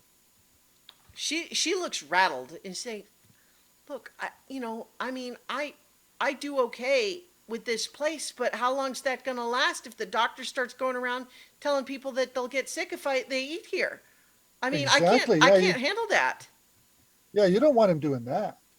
And I mean, look, So- the thing so- is, like, So here's the thing, right? He's going to do that unless we can figure out what might have gotten people sick. Now, I will tell you that it is entirely possible that there's something else in common, and I will have my friends look into that possibility. We're going to look into that, okay? Mhm. But we have to cover all of our leads simultaneously because there's people's lives on the line here. So we're also going to have a look at where you get your ingredients from specifically, and whether or not anyone might have it in for you and want to close you down. And so might have slipped something in, and this is a result of someone making trouble for you. So there's look, three wait, no, three things I we're hear gonna what look I into. hear what you're saying, but here's the thing: like I pay. I pay every week. There shouldn't be anyone who wants anything to make anything happen. I'm paid up. No, yeah. And this is so good. This is good, right? Well, yes, of course it's good. It's Yes. generational recipe. This is what I was saying. It's fine. Like I taste my ingredients. They're good. I know. So go ahead You and work alone, make your Mariella? persuade an NPC roll. Yes. So for once, I don't have to actually look it up because I know what this one is. Yes. And I did not roll a 10. Okay. I rolled an 11. Yay! Okay. On a 10 plus, they see things your way, provided you have given them a strong motive or reasonable bribe, and you certainly have in this context. And she just says, "Okay, well, I guess let me show you my books. I just bought at the same stall down at the trading post as I always do, and seems the same as always." So sure enough, she'll take you back and you can Okay. take down some notes of the vendors that she bought her ingredients from. But as you are coming out, I think so. Nigel, you might have gone off with Murdy. Would anyone else have gone with them? I probably would have invited, suggested that Clem come too, Yeah. because he's more on the observational side as well. Okay. All right, so maybe Clem and Nigel have gone off with Murdy, but Yeah. our Peppa and Arbin and Lancelot still there as they come out of the shop here. You're kind of just discussing what should happen next and where to go next, and then all of a sudden you kind of notice you hear a little bit of like a whistle, like, and look over, and there's a rabbit standing there with his hands kind of up and just saying, "Hey, just want to talk. Just want to talk. Not doing anything. There's no need to worry. This is just a conversation." Can I come up? I'm not going to stop him. So, without getting into any of the specific details right now, there's a certain organization in town. The leadership of this organization would like to offer you a sit down. This is a sit down where miscommunications and misunderstandings can be discussed in peace. No weapons, no danger. And just to sort of figure out where things stand. And there's a guarantee of safety for this meeting, because it is just to figure something out. Okay? Is this something that you might be amenable to?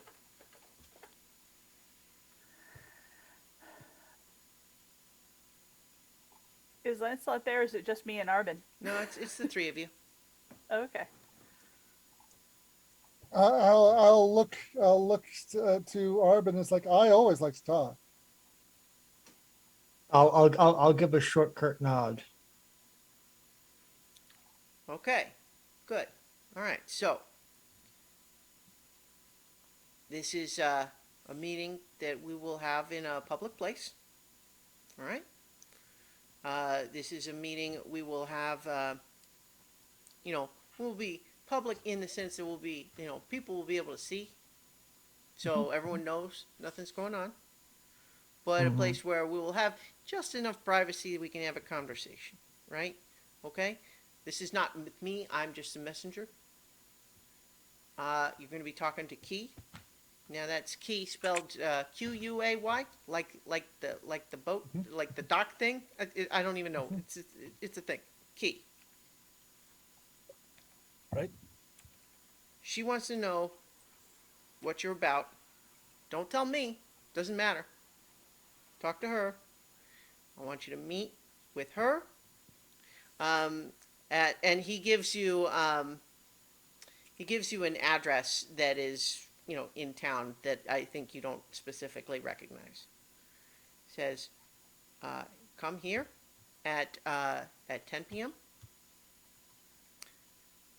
You can have people come with you for outside, but whoever goes inside for the conversation, no weapons. And that's on our side too. It's just a talk. This is an honor thing, right? This is a talk so that maybe there's not other stuff. All right? All right. You have the address, you have the time. We will know by whether you show up or not, whether you want to have that conversation. Okay. All right. So he gives you that little slip with the address on it, and sure enough, you head out. And so I think we will, the camera will start to pull away a little bit as we watch that rabbit leaving, and then kind of over to Peppa as she finishes up that meat pie, and then there's a little bit of a gurgle sound. Gurgle. Oh no. And that's where we're going to leave things for tonight's session. Dun, dun, dun. Oh no! Oh boy. It's one of the worst episodes of Gilligan's. It's one of the worst episodes of Gilligan's Island ever. Okay. Okay, so we have, of course, our session moves that we are going to go through before we close for tonight. But so let's talk about drives. First of all, let's start with Nigel. You have 2 drives. One is Clean Paws, advance when you accomplish an illicit criminal goal while maintaining a believable veneer. Not really this time, I don't No. think. Development, I think that learning what exactly happened in Iron Vein certainly counts as a development in this context, I think. Oh, cool. Yay! All right, Arbin, you have Folk Hero, advance when you perform a significant act of service or heroism on behalf of the denizens. I think because we got you that one, or let's see, I think we did give it to you last time for taking the blame for the murder, right? Correct. Yeah. Yes. Did he get it for the stuff that happened in Iron Vein? No. No. No. Okay. I'm saying no. So you're not getting it this time. You got it last time for the Wind Gap Refuge. Right. But you do have also Wanderlust, which is finish a journey to a clearing. You did certainly do that one. Lancelot, you also have Wanderlust. Obviously, that counts. And then Anti-Militarist, advance when you sabotage a non-denizen's faction's armies or ability to wage war. And again, like with the development one, confirmation that you have successfully done that with the duchy in Iron Vein. So you get 2 essentially this Yay! time. Sweet. And then Clem, you have Wanted. There's no specific advancement on that one Yeah. right for this time. And then you're in the middle of investigating a new mystery, which if you can solve it, would count for that, but it wouldn't be this time. What about the happenstance with the wicker effigy? Oh, yeah, no, we did. Yeah, we established last time that once you knew what had happened there, that would count. Then, sure enough, yeah. So knowing the answer to that one, yes. And then Peppa, you have the same 2 that Lancelot does: Anti-Militarist and Wanderlust. So you get both of those as well. Good job. Lots of advancements today. Yay, good job, Yep, everyone. yep. So, It's because we sowed seeds and they are now coming to Yeah. the roof. They're now coming to roost. Yeah. All right. So, of course, the other session move is that, if you have any of those things that you want to change, you also have your advancements to decide on.